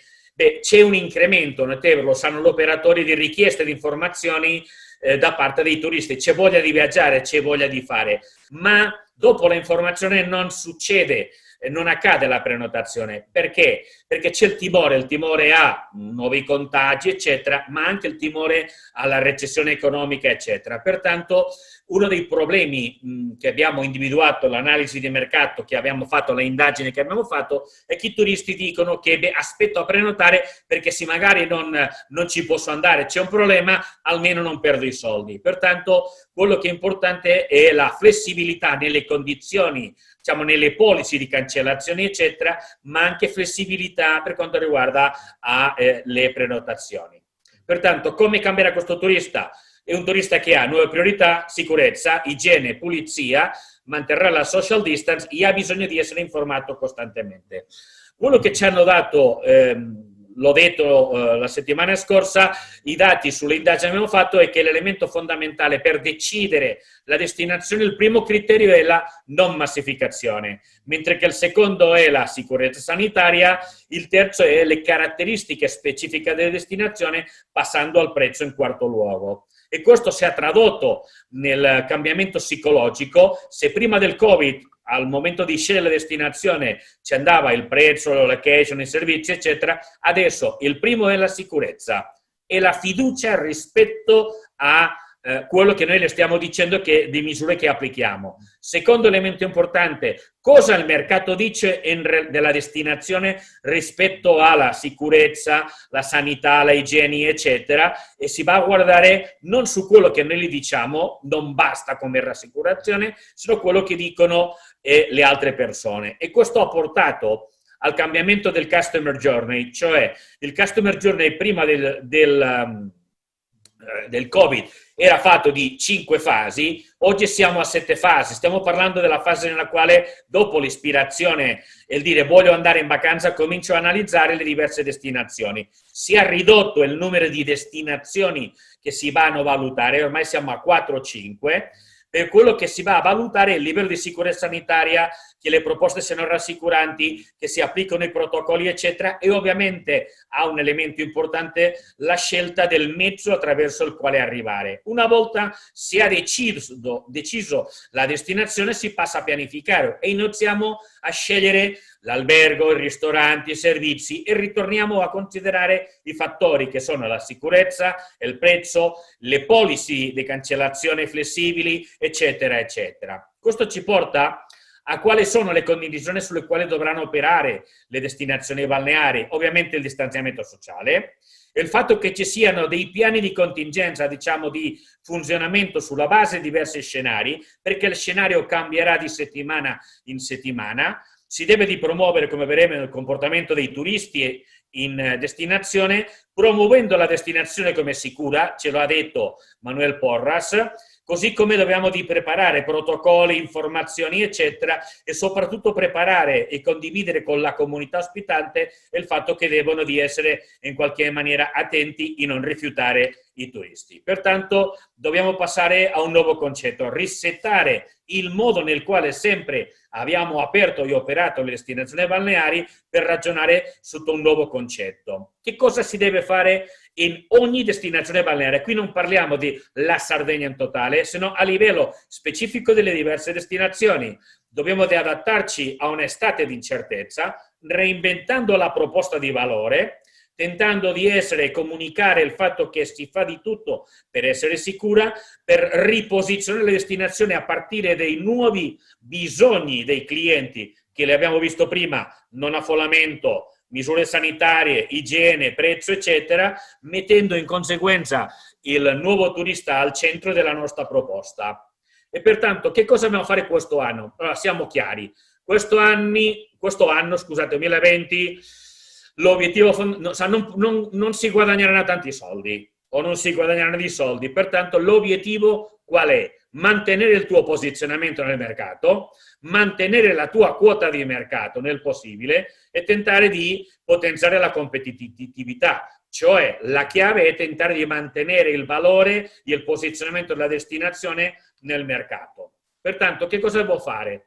devo di riaprire, ma per riaprire devo di riorganizzarmi, devo di adattare gli spazi pubblici, le spiagge, le attrattive per permettere la fruizione turistica e fare sentire i turisti sicuri nella destinazione. Ovviamente introducendo misure per organizzare i flussi nelle spiagge, nelle attrattive, devo di supportare gli operatori locali e devo di avere un grande focus sia sul Gulbenkian, su anche la pulizia e la sanificazione. In sostanza è il vecchio modello del turismo delle 3S, il sole, il mare e la sabbia, più la sicurezza, il safety. Questo ci porta a ridisegnare il prodotto della destinazione, adattando il prodotto ai miei servizi, ma anche il mio business individuale per sopravvivere, perché questo è l'obiettivo per questa destinazione, al quale vorrei dire che dovremmo di reinventare il prodotto, introdurre flessibilità nella offerta, lo abbiamo già detto prima, e anche considerare che l'offerta e le proposte dovranno incorporare le misure che permettano far sentire ai turisti, avere la sensazione di garanzia, di sicurezza e di sanità. E questo vuol dire che le destinazioni devono di lavorare creando piani operativi di attrattive più con gli operatori per far sì che i turisti possano godere la destinazione, le spiagge, le attrattive, i servizi eccetera con tranquillità. Questo vuol dire gestione, coordinamento assoluto fra i diversi soggetti, protezione civili eccetera, stabilimenti balneari, operatori per le spiagge, gli operatori eccetera, valutando i punti di rischio, lavorando, come vedremo in qualche caso, il piano di contingenza, facendo formazione interna con gli operatori e anche fornendo informazioni e lavorando con un obiettivo che è quello della gestione integrale, con il criterio evidente di quello della sicurezza. Devo determinare la capienza massima delle spiagge, devo di evitare gli affollamenti, devo di gestire gli accessi alle spiagge, devo di procurare prevedere il distanziamento sulle spiagge, sulla battigia, eccetera, creando punti accessibili, lavorando e comunicando ai turisti le regole di comportamento e preoccupandomi della pulizia e la sanificazione. Devo lavorare sui servizi igienici, limitando l'uso delle cabine, gestendo adeguatamente i diversi servizi igienici, mettendo i dispenser di gel, ovviamente la distanza tra ombrelloni, le sdrai, eccetera, eccetera. E devo fornire informazione ai turisti sulle regole di condotta che devono sicuramente fare loro, comunicando le misure di sicurezza, utilizzando il supporto tradizionale ma anche quelli digitali e soprattutto devo lavorare e far lavorare bene i punti informativi. Per quanto riguarda un aspetto molto importante che stiamo vedendo, che è una preoccupazione dei turisti all'ora di prenotare l'albergo. La domanda è: sì, io vengo da lei, ma c'è posto, mi assicura che c'è posto nella spiaggia per me? Beh, dobbiamo di assicurare che ci sia spazio per tutti i turisti e anche per i residenti nella spiaggia, vuol dire organizzazione. Pertanto in questo caso è estremamente importante lavorare in connubio fra l'offerta ricettiva con le spiagge. E soprattutto devo di essere molto attenti agli spazi pubblici, perché il turismo balneare, oltre alla spiaggia, c'è la vita all'aperto, lo quale vuol dire che la destinazione deve di preoccuparsi, l'amministrazione, la DMO, chi sia, la sanificazione della distanza sociale. Devo preoccuparmi della sanificazione delle piazze, dei parchi dei giochi, dei dehors, eccetera, eccetera. Un modello è quello che stiamo sviluppando nel caso di Sant'Antioco con il protocollo di destinazione, dove la logica, il motto sul quale stiamo lavorando è Sant'Antioco, vacanza serena, sicura e sana, che prevede tutto quello che abbiamo detto: sanificazione sugli spazi pubblici, segnaletica, dispenser, cestini covid free, eccetera, eccetera, e anche l'organizzazione e la gestione adeguata della spiaggia pubblica. Pertanto la linea guida per le destinazioni balneari è predisporre un'adeguata informazione sulle prevenzioni. Dobbiamo di prevedere in qualche maniera il canalizzare i flussi dei turisti verso le ombrelloni, eccetera, rendendo disponibili diversi prodotti igienizzanti, ma anche, se possibile, prevedere l'accesso alle spiagge tramite prenotazione. e soprattutto dobbiamo riorganizzare gli spazi per assicurare sia il mantenimento del comfort come anche della sicurezza, garantire questo dei protocolli che tutti noi conosciamo, però soprattutto dobbiamo cominciare a ragionare anche sulle norme di comportamento dei turisti sulla destinazione, che devono in qualche maniera essere norme di comportamento sociale, che devono riapplicare sia in spiaggia evitando le ombrelloni, cioè la classica storia che abbiamo visto tante volte, il gruppo che ti arriva e ti metti 5 ombrelloni per stare tutti insieme appassionatamente, questa volta non può essere. Pertanto dobbiamo prevedere addetti alla sorveglianza, dobbiamo di tentare di responsabilizzare sia gli operatori come i propri turisti per la sicurezza complessiva. Ovviamente gli sport individuali con le dovute misure si possono fare, più complicate sono le sport di squadra. Pertanto, ovviamente le destinazioni balneari, un aspetto importante sono i ristoranti, lì devono applicare assolutamente la misura. Dobbiamo considerare che la preoccupazione oggi fondamentale per i turisti è la sua propria sicurezza, soprattutto per quanto riguarda al turismo familiare. Cioè, sui bambini nessuno scherza, pertanto se io non ho 1 metro fra tavolo e tavolo o 60 centimetri, attenzione, perché quello può essere un problema. E dobbiamo essere molto attenti tutti noi sul fatto che il problema è la svista, il problema è quello che non fai bene, il cameriere che non ti porta il piatto con la mascherina, eccetera. Attenzione, perché il turista ci mette 36 minisecondi in sputanarti attraverso la rete, social, recensioni, eccetera. Il problema non sarà di quel ristorante, albergatore, stabilimento, eccetera, soltanto. Sarà complessivamente di tutta la destinazione, perché sapete bene che la reputazione in un momento ti va rovinata e qui non giochiamo soltanto con il singolo operatore, se non con l'intero sistema della destinazione. Punto importante da considerare, tutta la questione dell'affitto di bicicletta, devono essere sanificate dopo ogni utilizzo e anche dobbiamo ragionare per finire alcune raccomandazioni. Che cosa devono fare le destinazioni, il sistema? Concentrarsi completamente nella gestione della destinazione, non soltanto nel marketing. Adesso è fondamentale la gestione di tutto quello che abbiamo visto, seppur velocemente.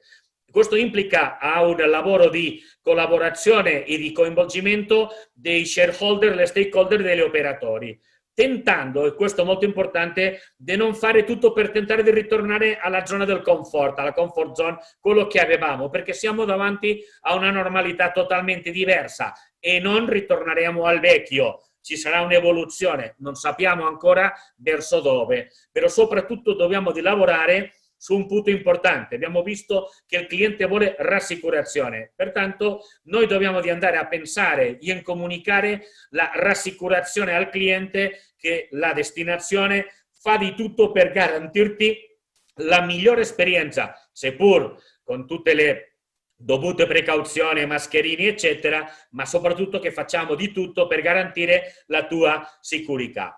E questo vuol dire che dobbiamo essere tutti molto attenti a un fatto, come già ho detto, all'errore o alla svista, perché siamo dietro diciamo, alle problematiche che nascono qua. E soprattutto considerare, e qui molto importante, la corresponsabilità di tutti, che un errore da parte da un singolo operatore in realtà si trasforma nel problema per il futuro e soprattutto per tutta la destinazione. Grazie. Grazie a te, Joseph, sei sempre illuminante. Ogni volta che tu intervieni non mi pento della fee che tu ci chiedi, che è altissima. Sì, sono soldi ben spesi. Sono soldi ben spesi. Lucio, sempre così. Scherzo. Joseph, facciamo... solo una cosa, se possibile, Joseph. Si dice sicurezza, non sicuritade, come dici te. Sicurezza si dice, possibile ancora non l'hai imparato a 50 anni che sei in Italia. Ogni tanto faccio delle sbagli, scusa, volevo andare veloce e vabbè. Ce l'hai fatta. Ti sono risparmiato che io mi mettessi a fare delle domande in catalano a Manel, perché lì non avreste capito assolutamente nulla, però è andato bene che è saltato tutto a Torino, con il temporale che abbiamo. Grazie davvero, Joseph. Un flash su Max. Allora, Radiolina, sì, ci siamo? Ci siamo, gli ascoltatori ci sono, poi vi faremo ancora un paio di domande, ma quello che ci risulta in questo momento è che ci sia un assembramento ce lo dice la Capitaneria di Porto Torres, che c'è un assembramento a Porto Torres e tutti quanti vogliono prendere la nave per andare a Barcellona e andare a lavorare tutti quanti alle Baleari. Ma a me risulta il contrario, mi risulta che stiano venendo tutti qui in Sardegna. Questa è una battuta, ma anche per sdrammatizzare un pochino tutta la situazione. Grazie, ci auguriamo che arrivino in tanti. Siamo in diretta su Radiolina, lo saremo con voi fino alle 19, vi ridiamo la linea. Grazie. Abbiamo un altro ospite di eccezione. Parliamo ancora di Spagna con Jorge Rafael Navarro Rubio, direttore ufficio spagnolo del turismo a Roma. Mi sente? Non mi sente. Non mi sente, giusto? E allora andiamo velocissimamente. Dove? Ti sento. Eccolo qua. Ma scusi. Benissimo. Possiamo parlare italiano? Preferisce l'inglese? La mia presentazione la farò in spagnolo. In spagnolo, perfetto. Allora, a lei la parola. Sono in italiano, sono tradurro l'italiano. Sì, per cortesia dovrebbe fare delle frasi brevi perché la traduzione non è simultanea, d'accordo? Quindi un passaggio breve, traduzione, passaggio breve. Non è una traduzione simultanea, come... No, c'è la traduzione, però non è simultanea, quindi un passaggio breve, ci fermiamo per tradurre, facciamo un altro passaggio breve. D'accordo? Ok, perfetto. Prego. Si vede il mio schermo? Si vede, va bene? Non c'è ancora la presentazione. Eccola. Perfetto. Prego.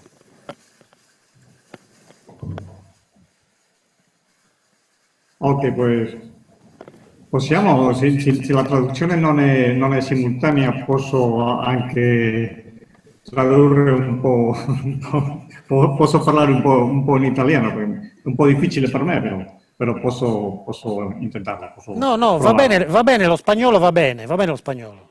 Ah, perfecto. Pues la presentación yo lo había, primero agradecer la invitación, Josep Jarque, que me ha hecho, que encantado de participar en este seminario con vosotros. Me ha parecido una idea fantástica y bueno, quería compartir con vosotros cómo lo estamos viendo nosotros el mercado Italia, que es muy importante para España, la estrategia general que seguimos en este mercado. Dentro de la estrategia he seleccionado algunas herramientas por su interés y, por último, hablar de cómo está haciendo por España a la salida de esta crisis, esta gran crisis que hemos tenido a nivel mundial del COVID y lo che chiamiamo già la strategia di turismo post-Covid.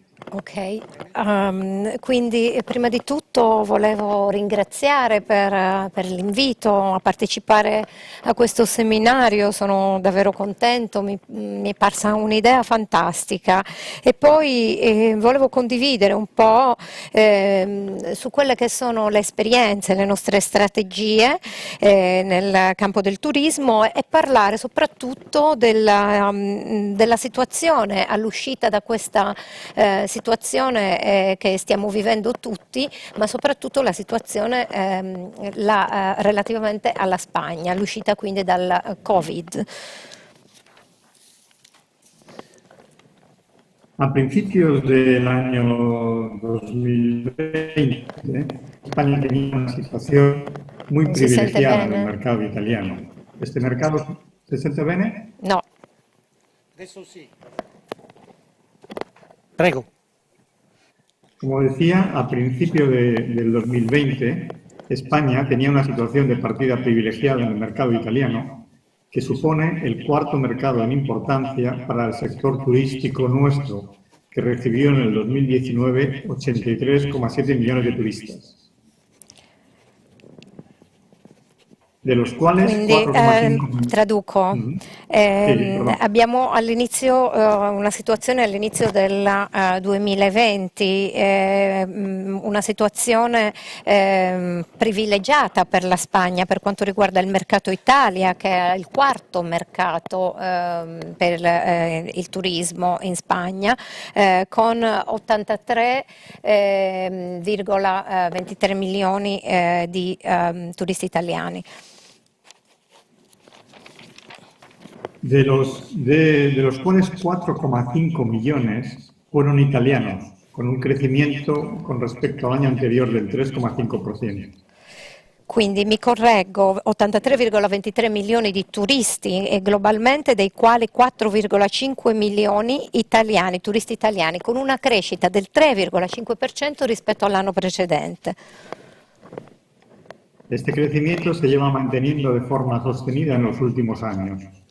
E questa crescita è stata una crescita che sempre è sostenuta, costante negli ultimi anni.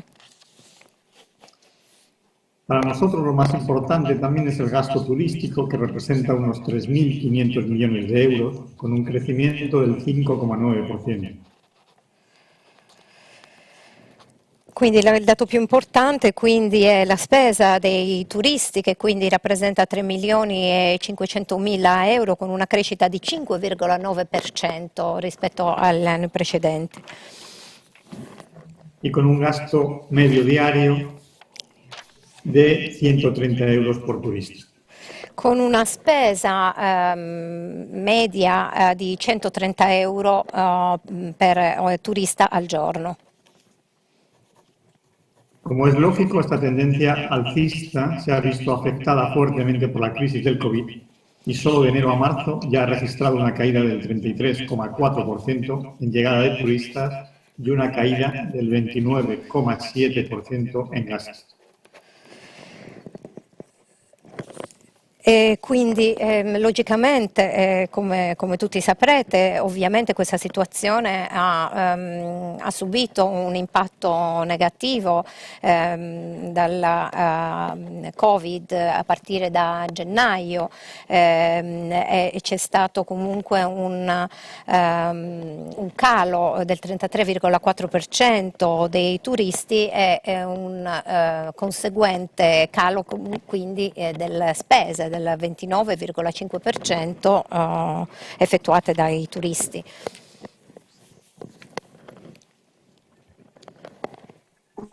La planificación estratégica para Italia en el mercado italiano se ha visto muy afectada por la crisis del COVID. Hemos tenido que parar, como todos los países, hemos parado toda la actividad de promoción en estos prácticamente últimos 3 meses. Ovviamente il mercato italiano è stato molto colpito dalla crisi generata dal Covid, soprattutto per quanto riguarda gli ultimi 3 mesi.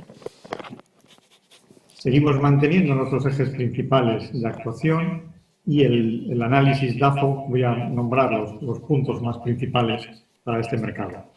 Adesso menzionerò i punti principali rispetto a questi mercati che emergono dall'analisi dei dati. En cuanto a debilidades, una fuerte estacionalidad y concentración del producto sol y playa, un enorme desequilibrio geográfico turístico, la mayor parte de los flujos se concentran en el arco mediterráneo, con excepción de Madrid y Canarias, y en general un bajo conocimiento de la oferta española, la oferta nueva que está apareciendo de turismo de España. E quindi di nuovo ci concentriamo sull'elemento stagionalità, c'è una forte stagionalità per quanto riguarda il turismo sole e spiaggia, il turismo balneare, quindi che si concentra soprattutto nell'area mediterranea, nelle Canarie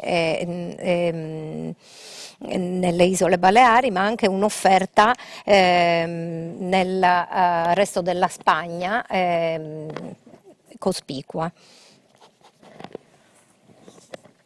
La principal amenaza que tenemos ahora es una economía estancada, una contención del gasto y una muy poca incentivación al consumo por parte del turista.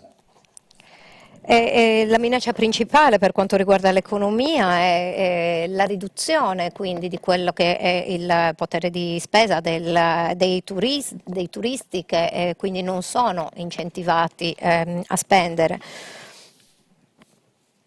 Además, vemos una agresividad comercial, como es lógico, en otros destinos competidores como Grecia, Turquía, Egipto o Croacia.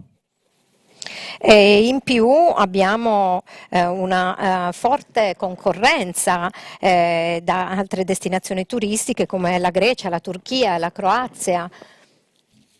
Y nuevas inversiones italianas en destinos emergentes como Albania, Montenegro o Bulgaria. Per non parlare di gli investimenti che in questo momento si stanno facendo nei paesi come l'Albania, il Montenegro, la Bulgaria.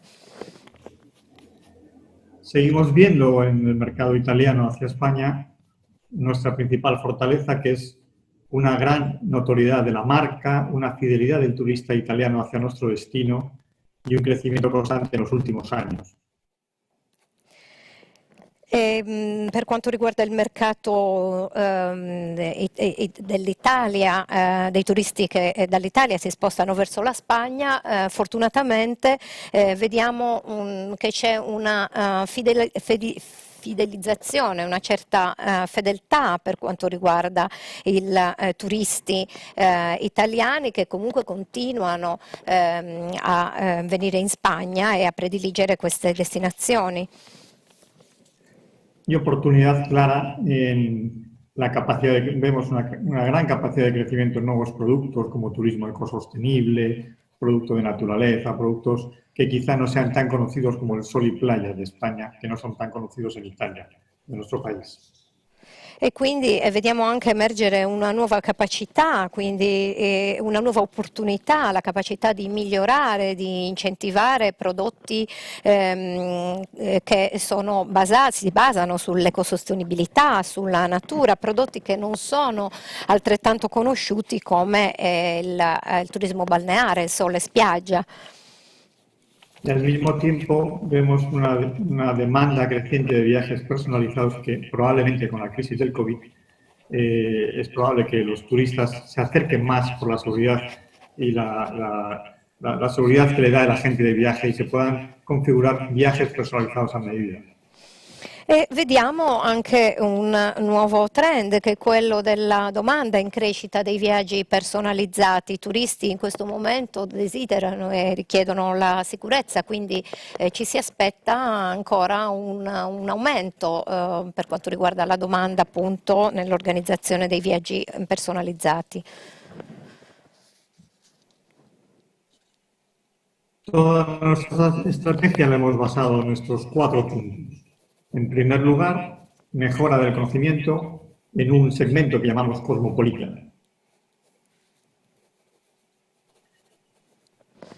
In un segmento che chiamiamo? Cosmopolita. Ok, quindi la nostra strategia si basa su 4 punti. In primo luogo c'è il miglioramento delle conoscenze in un settore che chiamiamo cosmopolita, del target cosmopolita. Este segmento es identificado por nosotros como el de mayor valor añadido. Es un perfil interesado en la cultura, la gastronomía, la naturaleza, viaje en familia. Un perfil muy interesante.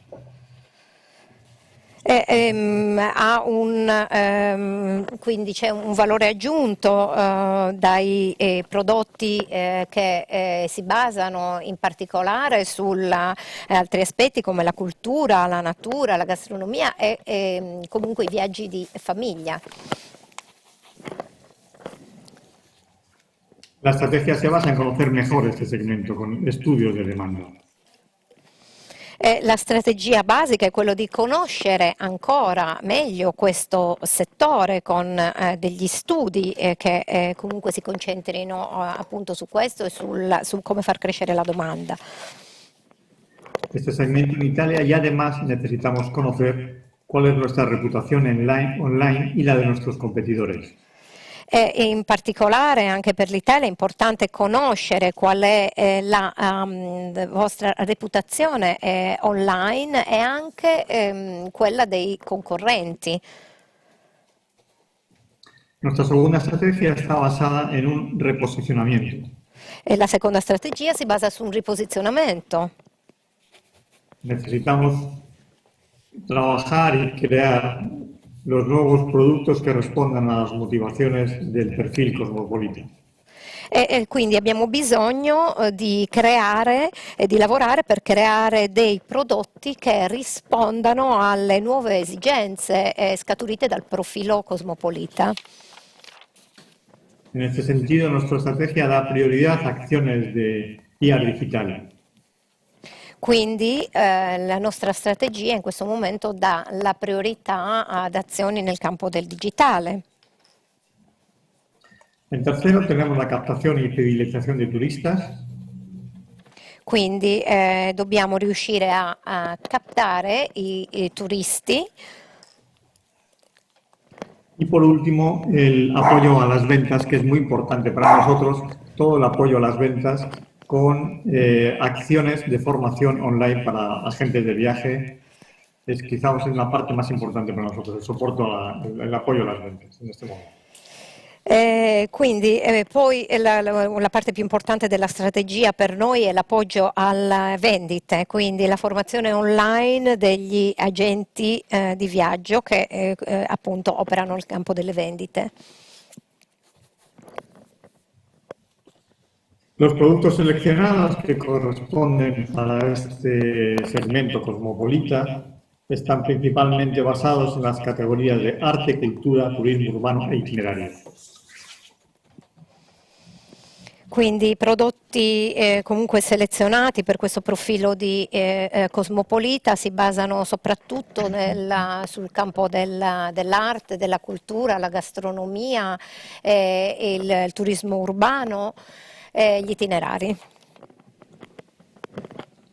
Aquí quería mostrarles cuáles son los destinos preferidos por los italianos en España, donde vemos que Cataluña es el destino preferente. Le sigue las Islas Baleares, luego hay un destino de ciudad como Madrid, las Islas Canarias después, toda Andalucía y la Comunidad Valenciana.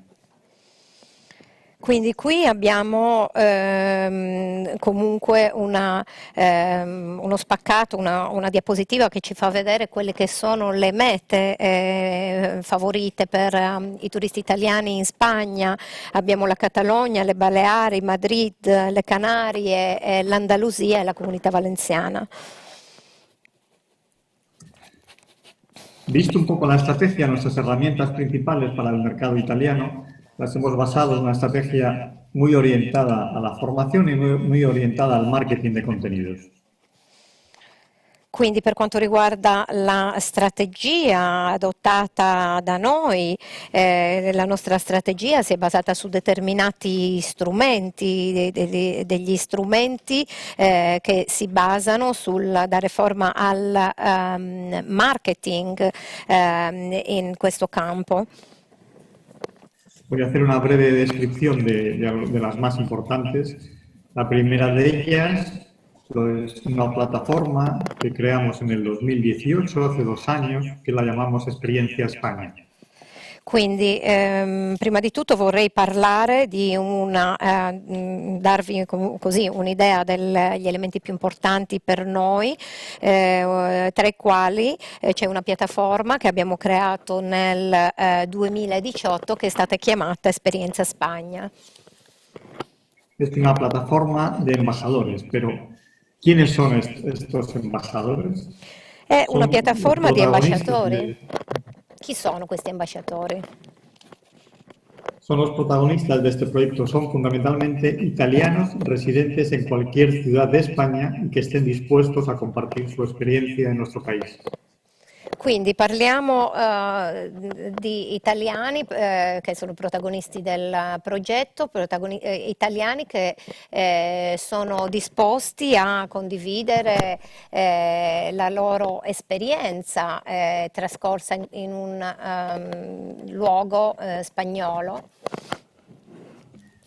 Hemos lanzado en los 2 últimos años varias campañas de captación con una gran aceptación, con más de 600 inscritos.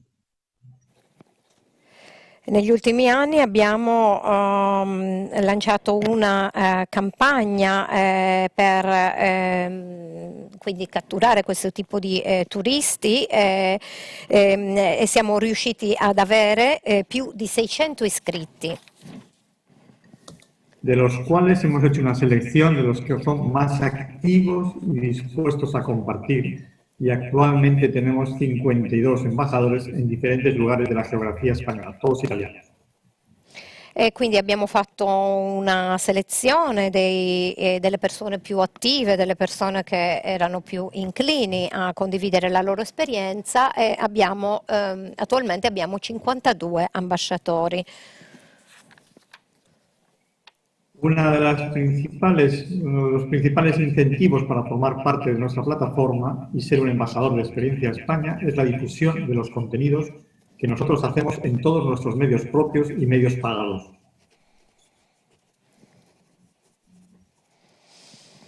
E quindi uno degli incentivi più importanti del progetto è quello della discussione dei contenuti, che avviene attraverso i nostri mezzi, i nostri propri mezzi e altri mezzi dedicati all'esterno.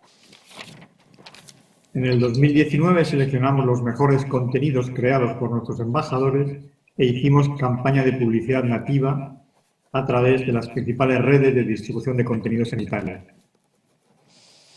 Quindi nel 2019 abbiamo scelto i migliori contenuti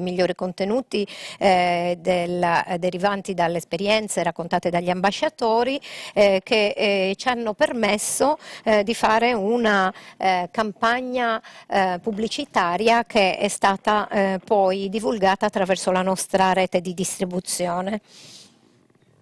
De esta manera, un artículo creado por uno de nuestros embajadores aparecía como artículo recomendado en medios como La Repubblica, El Corriere della Sera o las principales revistas digitales.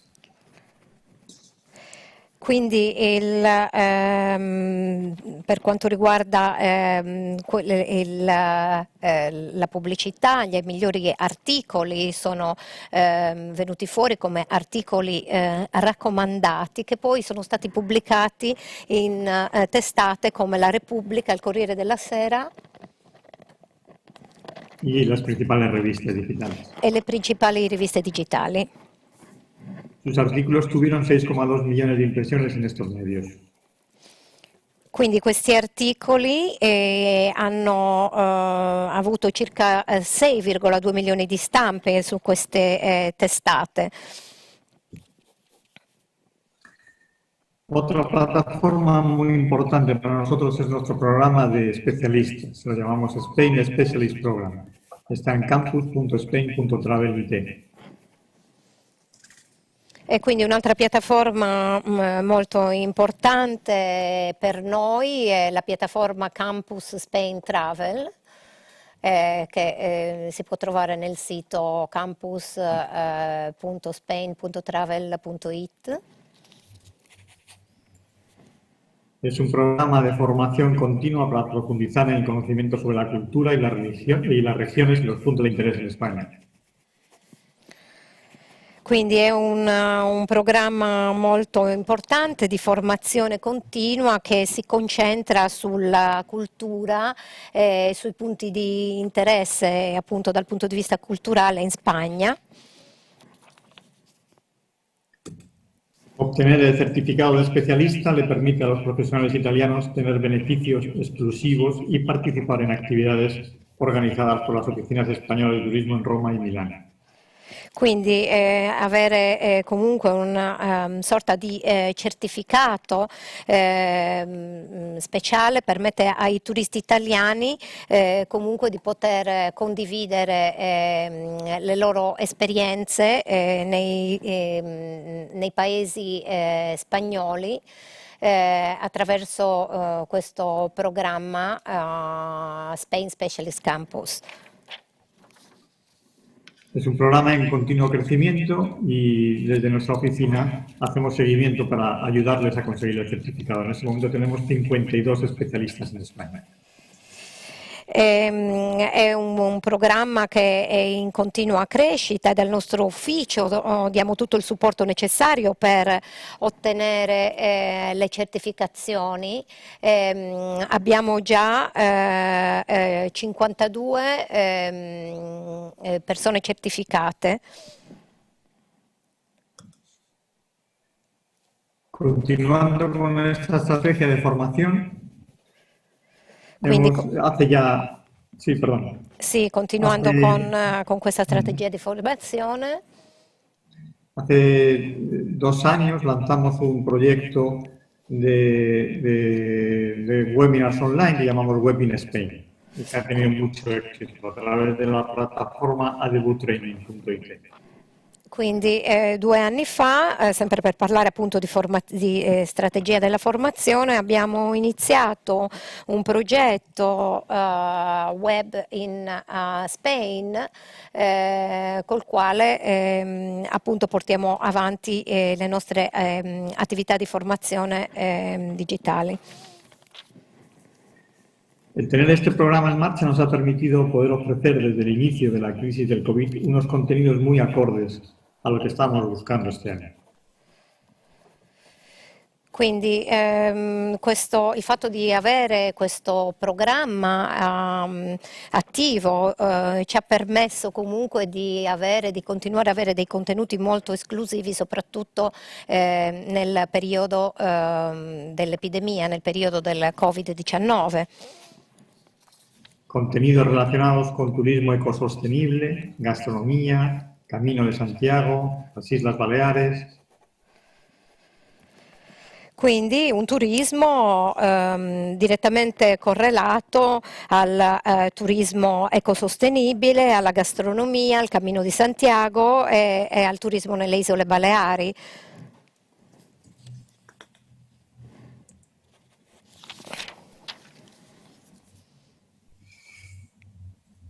Por otra parte, también tenemos una herramienta de autor para la creación de contenidos digitales que nos permite la creación de revistas digitales y newsletters enriquecidas de carácter mensual.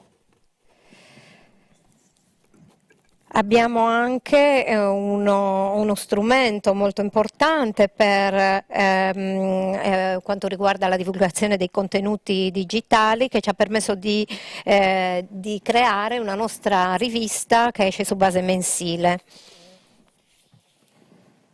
Como la revista que dedicamos trimestralmente al turismo sostenible, de naturaleza y sostenible.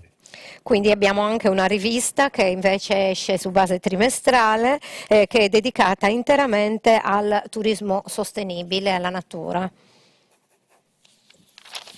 Por último, hacer referencia a una iniciativa que tenemos este año en sustitución de un evento que veníamos haciendo en los últimos 3 años, un roadshow por Italia, que cada año repetíamos en 4 ciudades italianas con la participación de 60 empresarios españoles y unos 400 agentes de viajes cada año.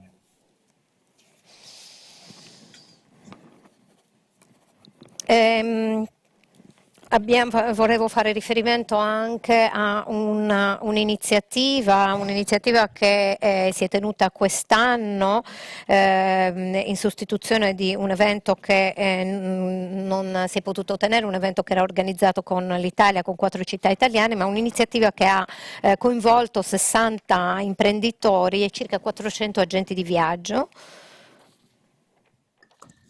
El evento se llama VR España y es la primera edición de Tour España exclusiva para el mercado Italia de un evento de realidad virtual usando tecnología VR Business. Quindi l'iniziativa si chiama VR Spagna, è un'iniziativa fatta esclusivamente per il mercato italiano, si basa interamente sulla tecnologia VR Business. A través de esta plataforma virtual se organizarán encuentros profesionales conferencias y networking mediante el uso de la realidad virtual. Attraverso questa piattaforma si organizzeranno degli eventi speciali come conferenze, networking di lusso e tutto in realtà virtuale. Perfecto. Y por último, no quería terminar mi presentación sin hablar de la estrategia del turismo post-Covid.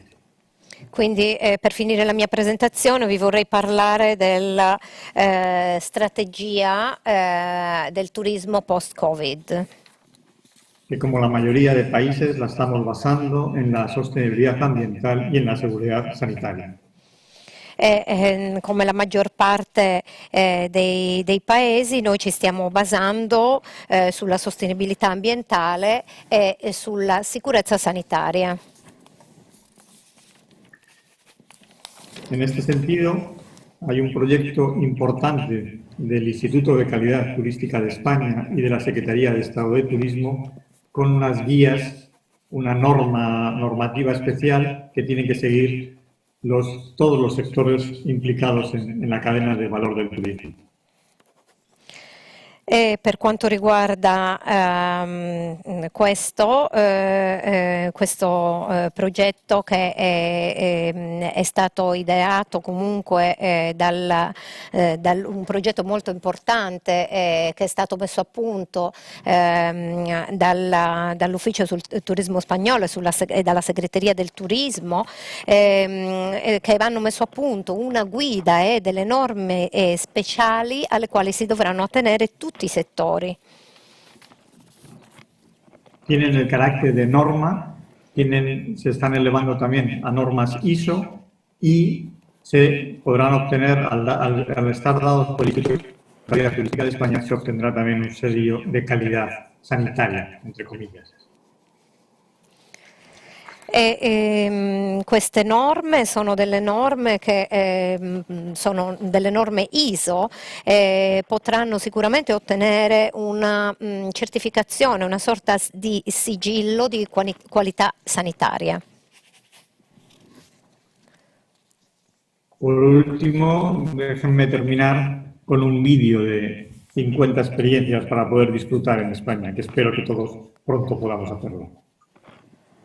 Volevo concludere con questa slide e vorrei parlarvi appunto di 50 esperienze in Spagna che spero che tutti presto possano apprezzare, possano godere di queste esperienze.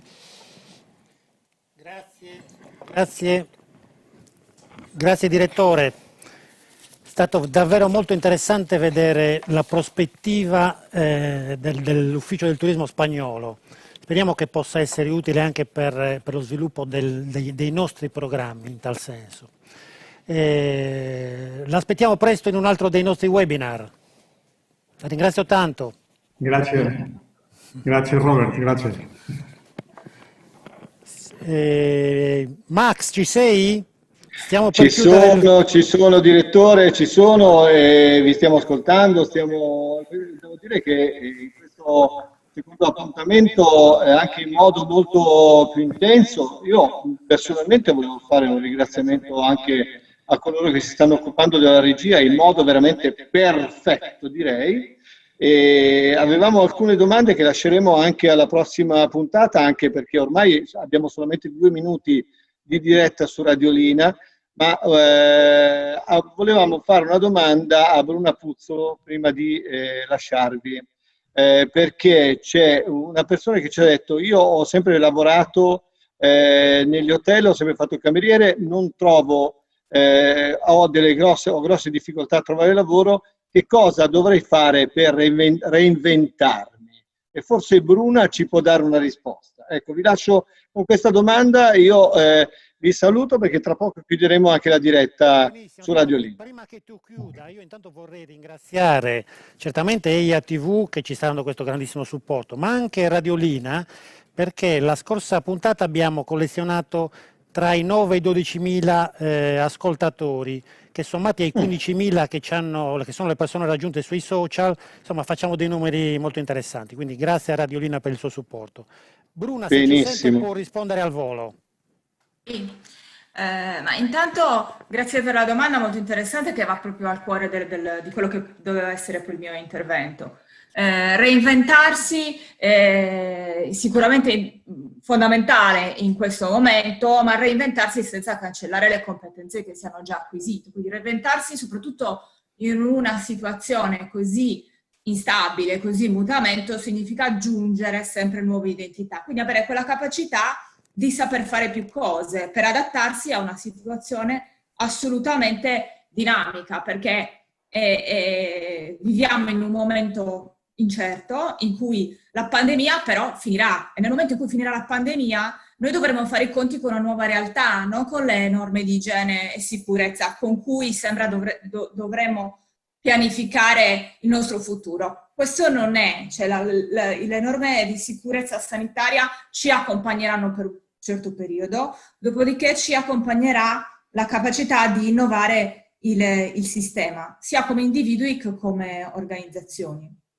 E già gli ultimi 2 mesi di lockdown hanno fatto la differenza tra le aziende che che sono riuscite a investire nonostante l'incertezza sul digitale e sulla formazione, e invece quelle che hanno avuto un atteggiamento un po' più conservativo. Non so se ho risposto alla tua domanda. No, direi di sì. Direi anche che il tema organizzativo è stato toccato anche da Joseph nelle sue slide, no? Ovviamente ci sarà necessità di una riorganizzazione.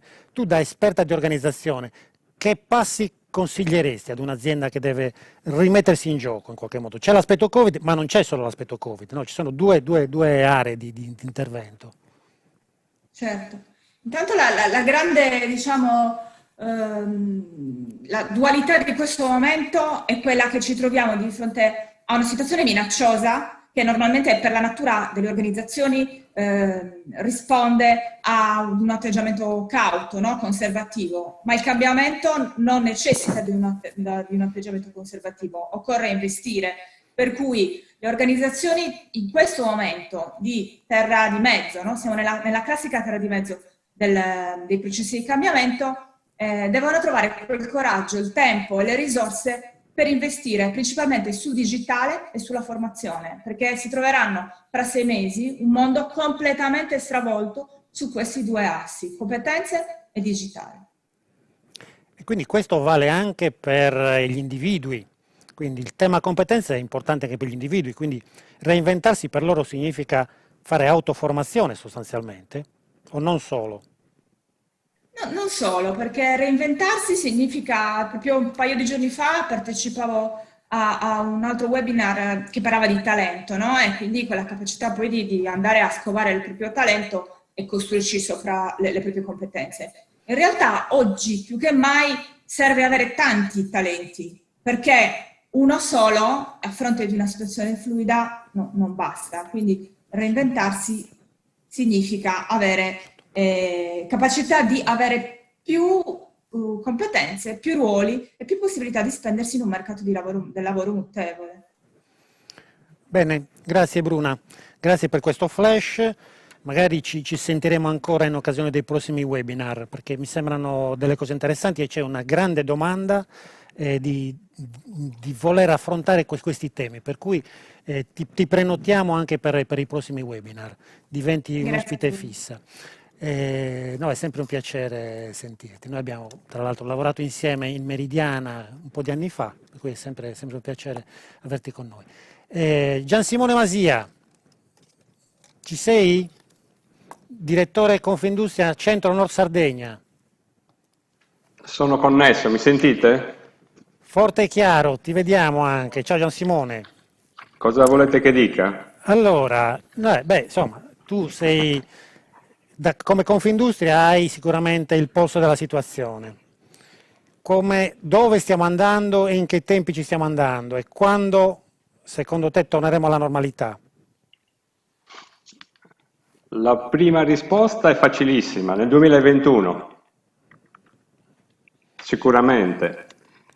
Mi sono segnato un po' di frasi che mi sono venute in mente in occasione appunto della richiesta di partecipare e magari diciamo, le seguo pari pari proprio perché credo che diciamo, più che altro voglio dare dei flash. Se dovessi dare una risposta alla domanda che mi hai fatto, la secca, la più semplice, nel 2021. Già qualche settimana fa arrivavano le comunicazioni di EasyJet che proponevano la Pasqua 2021. Quindi, diciamo, quest'anno lo prendiamo come un anno di passaggio. Se invece la domanda è che turismo avremo nel 2020, che un po' è quello diciamo, che ci angustia più di tutti in questo periodo, e penso che i risultati di questa domanda li potremo vedere a novembre. Che cosa sarà successo da qui a novembre? Dal sentimento che abbiamo un po' dalle nostre aziende che sono molto rappresentative di questo settore e sulla base diciamo, dei dati che ci hanno fornito, se in questa stagione si riesce ad arrivare a confermare il 50% dei numeri dell'anno passato sarebbe già tanto. Questo potrebbe probabilmente permettere alle nostre aziende di arrivare, quelle chiaramente che hanno margini sufficienti, ad arrivare a un break-even point e probabilmente riuscire a coprire i costi fissi di un'attività come la nostra. È chiaro che questa è una crisi, noi ci siamo abituati ad affrontare le crisi, ne eravamo appena usciti da una, forse non aveva interessato il turismo, aveva interessato più il manifatturiero eccetera, era durata quasi 10 anni, quindi diciamo, siamo corazzati per affrontare le crisi. Questa è molto più subdola e peggiore perché ha dimostrato che bastano 2 mesi, 3 mesi di mancata produzione che cade il mondo, no? Abbiamo visto, cioè io proprio non voglio parlare di numeri, detesto tutte queste percentuali che quotidianamente vengono presentate perché intanto è inutile, quello che abbiamo perso è perso, bisognerebbe cercare di capire quali sono le prospettive e che cosa possono fare le aziende per uscire da questa situazione. Un paio di riflessioni perché chiaramente sono sulla base anche dei dati che abbiamo, poi magari mi ricollego a quello che ha detto Bruna perché è molto interessante. Io non più tardi di qualche ora fa ho mandato una mail di Confindustria a un bel gruppo di 12-14 aziende del settore agroindustriale, anche lì ci sono stati luci ed ombre, e in cui appunto da un'indagine fatta dal nostro Feder Manager, Manager.4 scusate, abbiamo verificato quali sono gli approcci verso l'utilizzo dei propri siti internet, l'utilizzo del commercio elettronico nelle diverse regioni d'Italia e ci si è resi conto che probabilmente per il futuro saranno necessarie delle figure per incrementare la necessità di vendere online, perché c'è stato un boom delle vendite online, ma alcune regioni e alcune aree si sono manifestate, dimostrate meno attrezzate e quindi così vi ricordo che tra i suggerimenti e le suggestioni a cui fa riferimento questa nota che abbiamo mandato poco fa, si parla di nuove figure come l'e-commerce manager e il supply chain manager, quindi un po' quello che diceva Bruna, qua bisognerà iniziare a ripensare diciamo anche alle figure che sono all'interno delle aziende. Noi abbiamo avuto per esempio nel settore agroindustriale situazioni di aziende che sono esplose nella produzione e altre aziende purtroppo che vendevano beni non di prima necessità che hanno dovuto ridurre e ricorrere alla cassa integrazione. Però faccio 2 considerazioni che forse possono essere utili per darci un pochino di ottimismo, sono 2 dati che ho rilevato anche in comunicazioni che sono arrivate ieri. Per esempio durante il lockdown la capacità tipica dell'italiano di risparmio è stata fortemente e percentualmente incrementata. Sulla base di questi dati, i dati ABI, c'è stato un incremento di circa il 6-7% dei depositi. Consideriamo che purtroppo le persone che più in difficoltà sono quelle che magari avevano una bassissima propensione al risparmio, mentre invece quelli che guadagnano abbastanza e che magari non hanno lavorato, non hanno speso, non sono andati in montagna, non sono andati in palestra, non sono andati a fare altro, non sono andati al ristorante, hanno accumulato risparmi e dai dati che abbiamo sicuramente c'è molta gente intenzionata a farsi le vacanze. E non trascurerei un'altra cosa che potrà avere una certa influenza secondo me sulle scelte degli italiani, visto che noi stiamo puntando molto sugli italiani, è che la prossima settimana settimana finiscono gli esami di maturità. Normalmente gli esami di maturità finivano a fine luglio o quasi, quindi in teoria gli italiani che hanno la possibilità, e credo che molti ce l'avranno, quelli che magari non hanno avuto purtroppo dei lutti o altro e non hanno voglia di fare le vacanze, potranno ragionevolmente pensare di farsi le lunghe vacanze. Abbiamo fatto l'altro giorno un consiglio generale di Confindustria dove abbiamo come invitato permanente la FIAIP, che è la Federazione Italiana degli Agenti Immobiliari, e ci hanno confermato che finito il lockdown c'è stata una rapidissima e repentina ripresa delle prenotazioni, delle affitti delle case, in particolare le case, le ville, quelle con piscina, quelle che garantiscono una vacanza sicura. Intercettare e richiamare il turismo straniero, è chiaro, tutti quanti vorrebbero questo, sappiamo benissimo che nel nord Sardegna in particolare il turismo straniero supera abbondantemente il 50%, è chiaro che siamo vincolati da tutti i vincoli che ci hanno messo prima e da quelli che ancora abbiamo. Fino al 25 di giugno non ci saranno voli internazionali negli aeroporti sardi, da quella data in poi ci saranno. È chiaro che le prenotazioni e gli arrivi nei nostri alberghi potranno avvenire da quella data in poi, infatti ci sono molte strutture alberghiere che si stanno posizionando per far iniziare la stagione dai primi di luglio.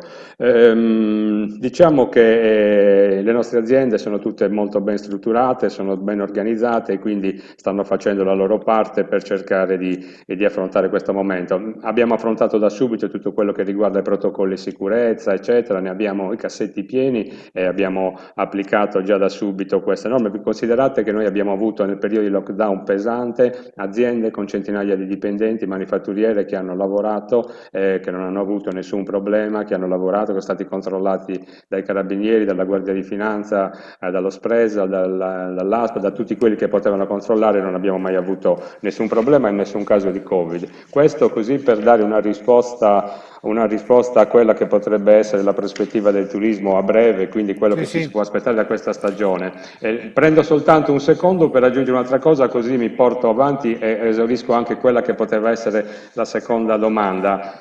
Io sento qua gli amici spagnoli molto bravi a presentare quello che fanno. Qua, se non ci rendiamo conto che per noi il settore turistico, che è fatto dagli aeroporti fino al tassista, vi segnalo una cosa molto importante: le aziende agroalimentari che producono vini hanno avuto una botta pesantissima, specialmente quelli che vendevano nel settore Horeca, non quelli che vendevano la grande distribuzione. Quindi il turismo è anche ricaduta su chi produce agroalimentare, nel bene e nel male, in qualche caso positiva e in qualche caso negativa.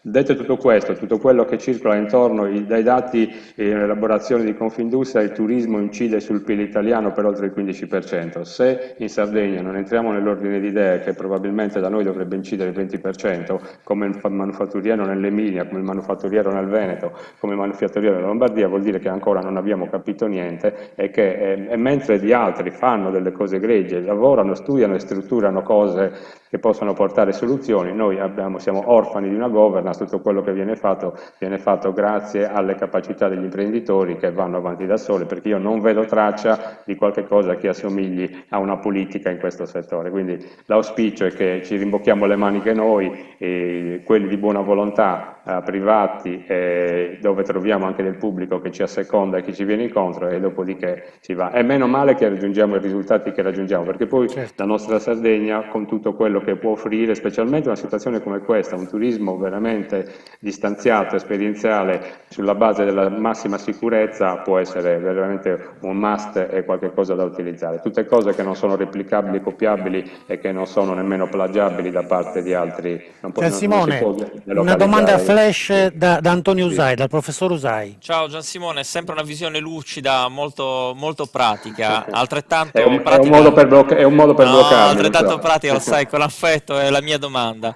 Hai parlato di imprese turistiche che afferiscono a Confindustria, un segmento importante per tutto il sistema. Stai guardando al futuro, ma in questo futuro hai intercettato anche la disponibilità da parte degli operatori di pensare a una stagione più lunga, cioè che vada avanti verso ottobre-novembre, se ci saranno le condizioni della domanda?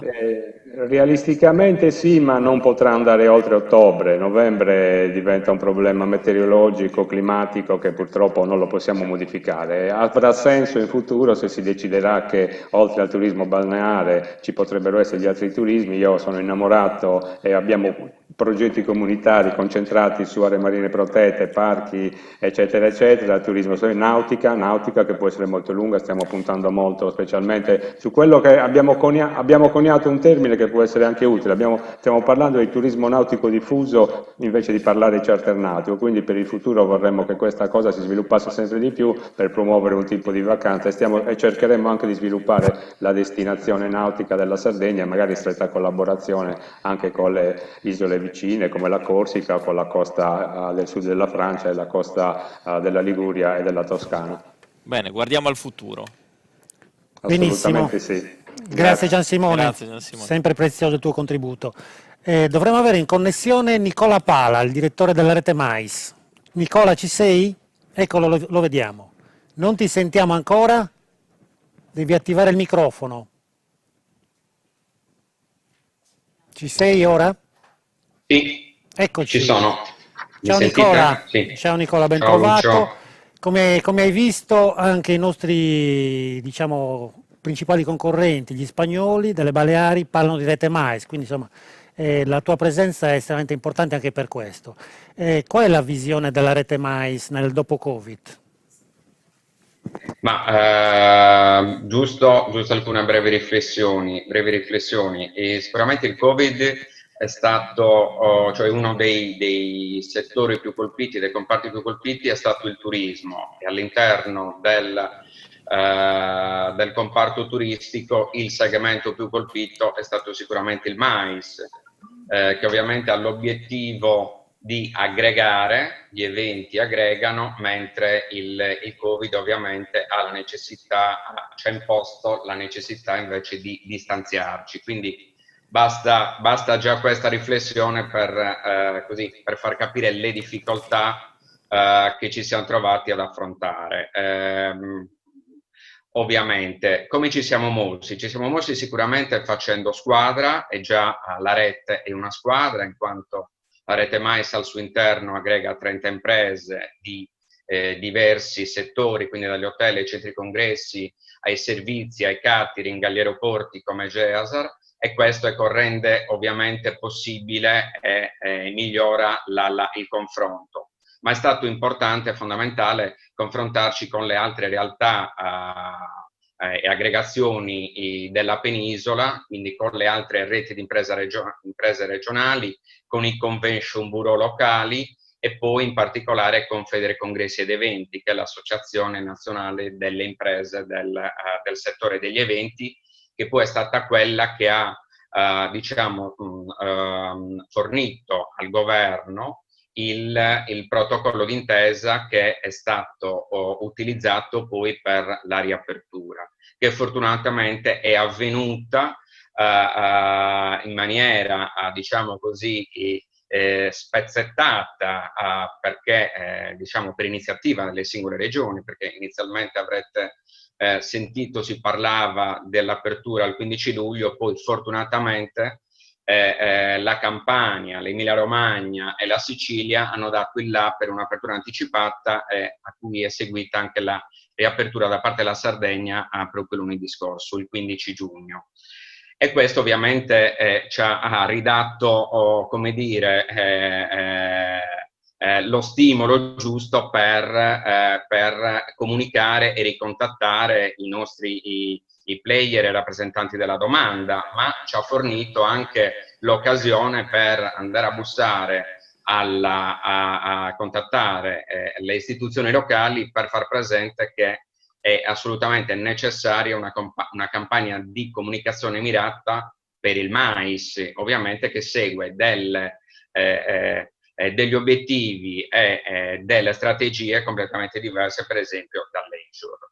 Abbiamo prestato attenzione inoltre alle potenzialità del turismo interno e turismo di prossimità, per capire quanto potesse in questo momento essere come dire, produttivo e fornirci delle opportunità a breve periodo, considerato che uno degli elementi di maggiore difficoltà è rappresentato proprio anche dal fatto degli spostamenti.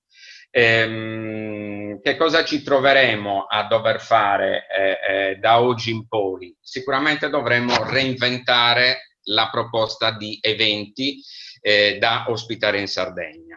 Prima di tutto, ormai non potremo fare a meno di pensare ad una nuova idea di evento, che sarà un evento ibrido, che quindi prevederà in parte la presenza nella location di un certo numero di partecipanti e poi invece per la restante parte verrà in digitale attraverso dei webinar, e questo credo che sarà una caratteristica che rimarrà, una costante che rimarrà anche per tutto il 2021. Ma col Mais ci troveremo a riorganizzare gli spazi, ovviamente, ad iniziare dalle sale congressi, dalle sale per le scene di gala, dagli spazi per tutte le attività ricreative, quindi team building, le escursioni, cioè gli spazi. La riorganizzazione degli spazi diventerà un must che assolutamente non potremo tralasciare. Perfetto. Ma, Nicola, anche... ti interrompo un secondo perché c'è una domanda di Antonio Usai. Ciao Nicola, sempre un piacere sentirti e vedere come il Mais è attivo e si proietta nel futuro. Ciao, da questo punto di vista mi ricollego alla domanda che ho fatto poc'anzi a Giansimone Masia. La prospettiva per le imprese del turismo, in particolare quelle del comparto Confindustria, per orientarsi verso una stagione più lunga. Se la domanda lo richiederà e riuscirà a sostenere questa disponibilità, magari potremo guardare a ottobre-novembre. Qui voi potreste avere un ruolo importante, perché quella domanda potrebbe esserci lo switch off tra il turista leisure e un turista che ha esigenze professionali che potrebbe accompagnarci sicuramente fino a novembre. Da questo punto di vista avete qualche idea in mente, qualche progetto che potreste lanciare a breve? Assolutamente sì, è quello che in qualche modo abbiamo già fatto, perché tra l'altro ci siamo trovati nella necessità di dover riprogrammare le date degli eventi sospesi o annullati. Ne cito uno per tutti, la rete avrebbe dovuto curare dal 26 al 28 marzo 2020 l'evento Next Tour, di cui tra l'altro Ejar, che sarebbe dovuto essere uno dei coordinatori di tutta la parte scientifica, e invece a causa del Covid è stato sospeso e probabilmente bisognerà guardare ad una nuova data di riprogrammazione. A giugno, proprio in questi giorni, sarebbe dovuto essere un incentive importantissimo che sarebbe stato itinerante, partendo da Cagliari, passando per Sugologone, arrivando nella Costa Smeralda per il top management di una multinazionale, e anche questo è stato rinviato. Ovviamente a quando? Si ipotizza adesso settembre, ma non è detto che settembre possa essere la data ideale, e quindi cosa stiamo facendo? Stiamo cercando di essere i più flessibili possibile, di operare in maniera più flessibile possibile, quindi dando degli slot temporali molto ampi, quindi da settembre a novembre, perlomeno fino alla metà di novembre, sperando appunto che il tempo possa accompagnarci anche quest'anno, e ovviamente qui bisognerà fare un lavoro poi anche di sensibilizzazione verso gli operatori, gli albergatori, ai quali ovviamente si dovrà richiedere di garantire l'apertura sino perlomeno alla metà di novembre. Infatti credo che il momento delicato sia proprio questo, quello in cui gli operatori percepiranno l'importanza di tutto ciò che stai dicendo in questo momento e proveranno con voi a proiettarsi nel futuro. Perché voi fate un'opera meritoria, però poi è fondamentale che gli operatori ci credano e quindi vi diano disponibilità in termini di organizzazione, ma anche di allungamento della loro stagione. Assolutamente sì, però se da un lato, ecco, il fatto che il Mais abbia dei tempi di programmazione molto lunghi, perlomeno 6 mesi, fino a addirittura 2 o 3 anni per i grossi congressi mondiali internazionali, in questo caso forse il fatto che gli albergatori possano sapere con anticipo, con netto anticipo, che quell'evento potrebbe essere confermato a novembre, ecco, questo potrebbe essere eventualmente una giusta motivazione, ecco, per tenere aperta la struttura fino a quella data, ovviamente. È chiaro che bisognerà ripensare tutto, bisognerà ripensare a dei programmi personalizzati da offrire, quindi per tenere appunto o seguire il discorso del distanziamento e per andare incontro soprattutto a quello che mi fa piacere che sia emerso da tutti gli interventi precedenti, diciamo il comune denominatore in questo momento è la sicurezza, cioè la capacità di che i rappresentanti dell'offerta, le destinazioni, quindi siano in grado di comunicare e garantire che questa sicurezza sia rispettata. Perché è questo l'elemento su cui si basa, lo diceva benissimo Jacques, non è più, mentre il prezzo prima poteva essere uno degli elementi determinanti per la decisione di una location, ora, di una destinazione, ora non lo è più. Al primo posto c'è proprio la sicurezza. Nicola, sono Gianfranco. Nicola, intervengo giusto un attimo per rafforzare, ciao Nicola, per dire proprio questo, che proprio perché l'aspetto della sicurezza è un aspetto fondamentale, a maggior ragione, lavorando e ragionando in termini di connessione, tutti gli attori della catena devono mantenere lo stesso livello, perché basta che un attore sia poco a poco sotto che ti fa saltare tutto, quindi c'è bisogno non solo di mantenere la sicurezza singolarmente, ma c'è bisogno di un'azione di coordinamento, che in qualche modo garantisca un livello standard rispetto a quanto di corresponsabilità tra tutti i soggetti, ed è quello che noi siamo chiamati in qualche modo l'obiettivo più difficile che siamo chiamati a raggiungere. Dicevi bene tu, se l'albergo può essere perfetto nella salvaguardia appunto di questo elemento di sicurezza, è sufficiente che invece non osservi, non rispetti questo elemento, per esempio la società che cura il transfer è già ovviamente è quella problematica di un operatore poi ha conseguenze su tutta la destinazione. Assolutamente, questo è l'aspetto più difficile. Però come dicevo, il fatto di essere già una rete probabilmente, ecco, come dire, abbiamo già sviluppato un modus operandi all'interno che ci porta a far sì che tutti gli elementi dei vari segmenti che compongono poi le varie anime delle imprese vadano nella stessa direzione. Cioè, quando organizziamo un incentive, il nostro obiettivo è quello, cioè tutte le imprese devono essere partecipi e devono andare in quella direzione. D'accordo, ti ringrazio tantissimo Nicola, è stata una cosa sempre un piacere. Grazie Nicola. Grazie a voi. Allora, abbiamo Robert Piattelli e Gianluigi Tidia che hanno atteso, soprattutto Gianluigi, in religioso silenzio. A voi la parola. Raccontateci un po' le parole chiave e qual è il sentiment che avete colto.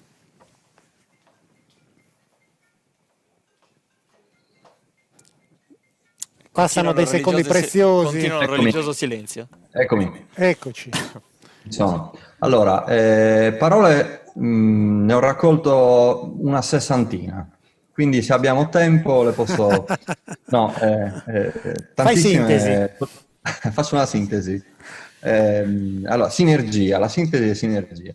No, tantissime parole interessanti con varie sfaccettature, soprattutto legate alla organizzazione, un elemento che è un po' comune a tutti gli interventi, è quello appunto per posizionarsi, per acquisire quote di mercato e competitività, legate anche alla sostenibilità, come hanno più volte puntualizzato i relatori, ambientale, la sicurezza sanitaria, però di fatto la forte importanza di una regia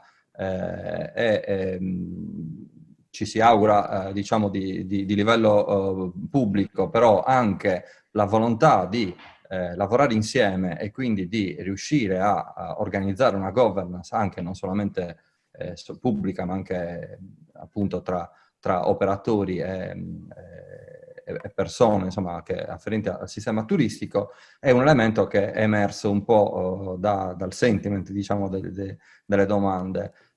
Molto importante anche la formazione, è molto interessante il discorso legato agli agenti di viaggio, in particolare per la Spagna, quindi questi percorsi formativi che appunto creano un sistema che poi aiuta e crea gli anticorpi in questi momenti di difficoltà per essere presenti anche sui mercati e magari cambiare le strategie. È molto interessante anche la questione del reinventarsi con tanti talenti, appunto competenze e ruoli da spendere per il mondo del lavoro, nel quale il digitale è strategico, non solamente per la glassa che va bene per tutte le stagioni della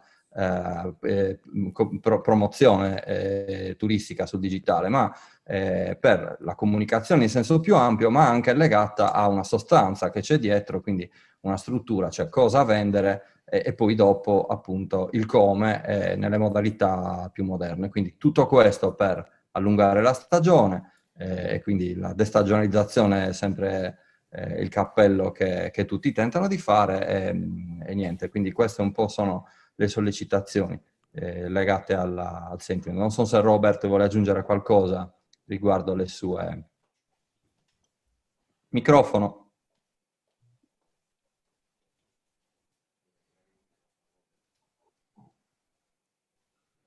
Robert, ancora non ti sentiamo. Dite? Ora sì, Ecco. vai. Ho levato le cuffie, che sembrano non funzionano più.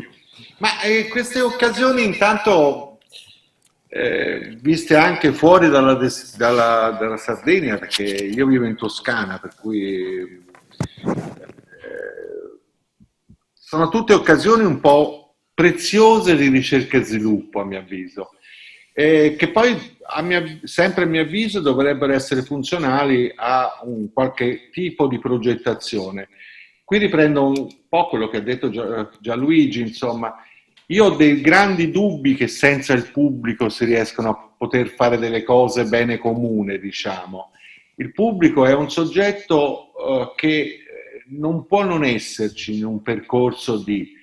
Per cui se...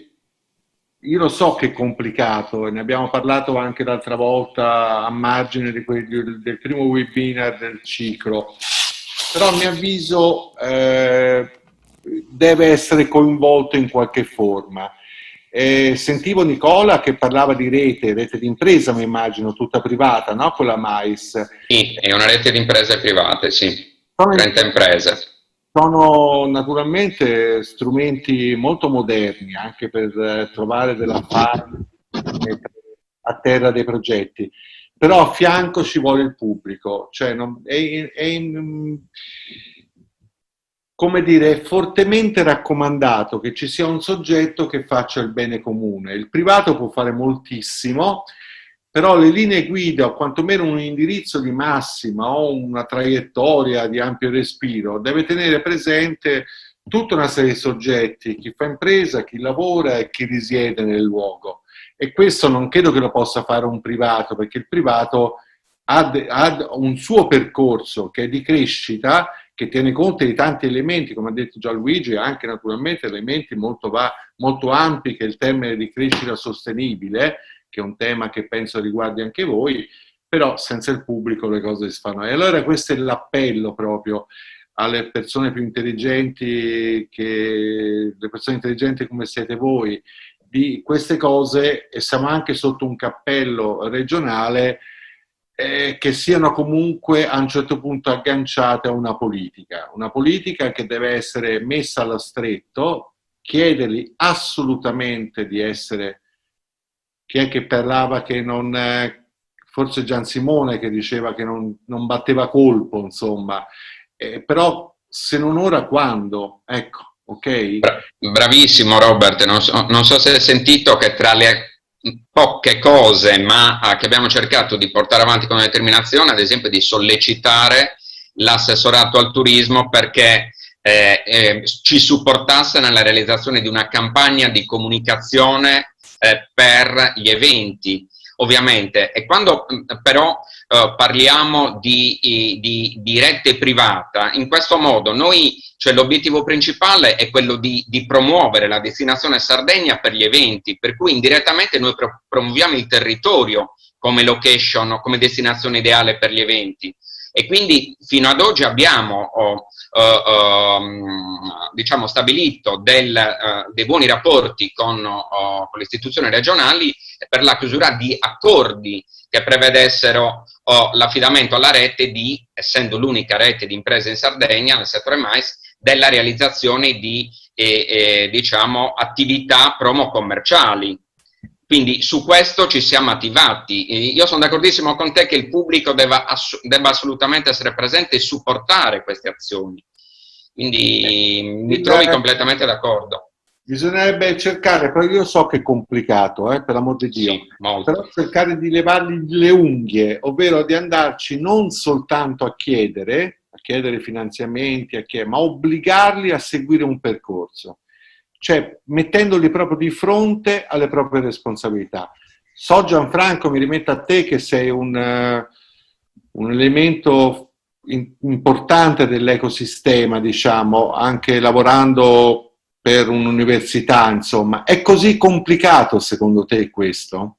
Infatti stavo per intervenire, non è semplice perché il sistema pubblico ha delle regole che in questo momento sono un elemento in qualche modo di freno. Basta vedere, aprire i giornali, vedere quali sono i temi di discussione adesso, per esempio dell'agenda politica che in questo momento per esempio chiede alcune cose. Cito una cosa a caso: superamento, trasformazione del codice degli appalti, semplificazioni burocratiche, cioè tutti quegli elementi che diciamo sono e sono sempre percepiti come un elemento di freno importante, e ancora di più adesso dove l'elemento o diciamo tempo diventa un elemento essenziale per poi far ripartire il paese, diventano ancora di più un elemento vincolante.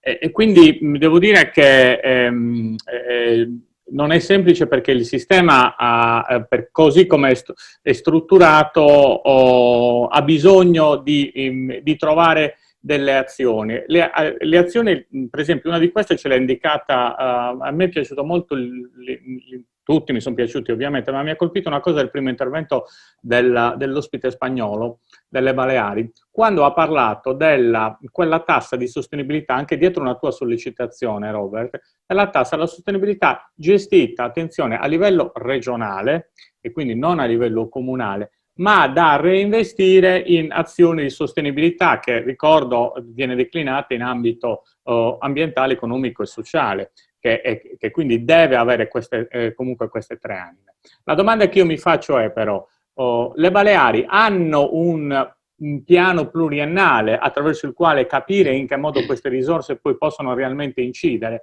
Allora, il primo vero strumento che il pubblico deve darsi è fare la pianificazione così come deve essere fatta, perché noi spesso agiamo in assenza di pianificazione, ma anche laddove ci fosse una pianificazione, la cosa più difficile è seguirla la pianificazione, perché le azioni di pianificazione sono lacrime e sangue per i territori e per chi le deve realizzare e impegnano le persone. Allora, quello che noi dobbiamo pretendere, questa è una mia vecchia battaglia, non solo in questo ambito, ma in generale in ambito territoriale, è fare in modo che quando un territorio individua una linea strategica attraverso un percorso che può essere un piano strategico, un piano territoriale, un piano di riorganizzazione, qualsiasi strumento di pianificazione che è costato risorse, che è costato tempo, che è costato impegno, che ha avuto magari un percorso di partecipazione dei soggetti pubblici e privati che si sono impegnati per dare contributi. Non è questo il momento di richiamare quante azioni anche in Sardegna si sono fatte di concertazione tra pubblico e privato nel settore della pianificazione. Bene, queste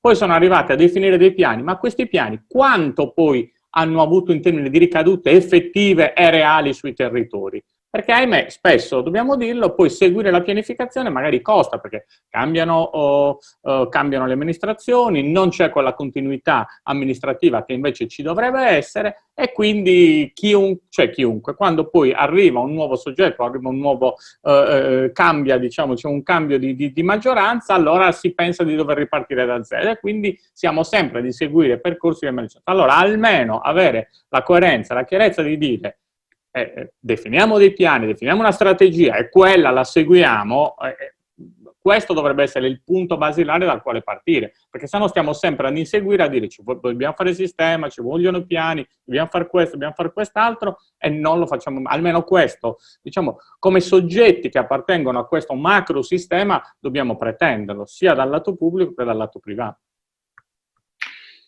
Per me il tema... Io vi ringrazio tutti, dobbiamo andare a chiudere perché siamo purtroppo veramente in gravissimo ritardo. È ovvio che il tema verrà ripreso nelle prossime sessioni di Call to Action, ne parleremo ancora.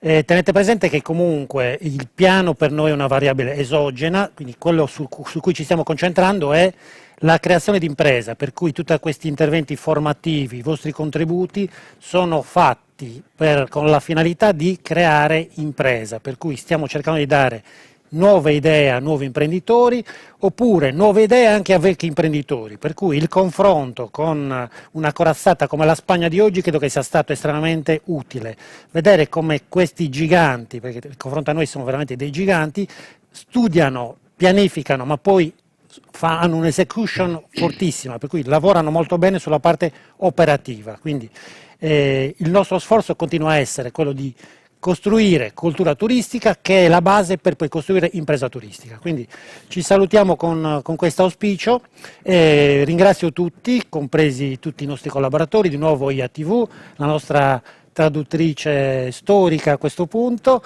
Manuela, Maria Assunta, tutti i nostri colleghi di DJ Hazard, naturalmente al mio fianco il professor Antonio Usai.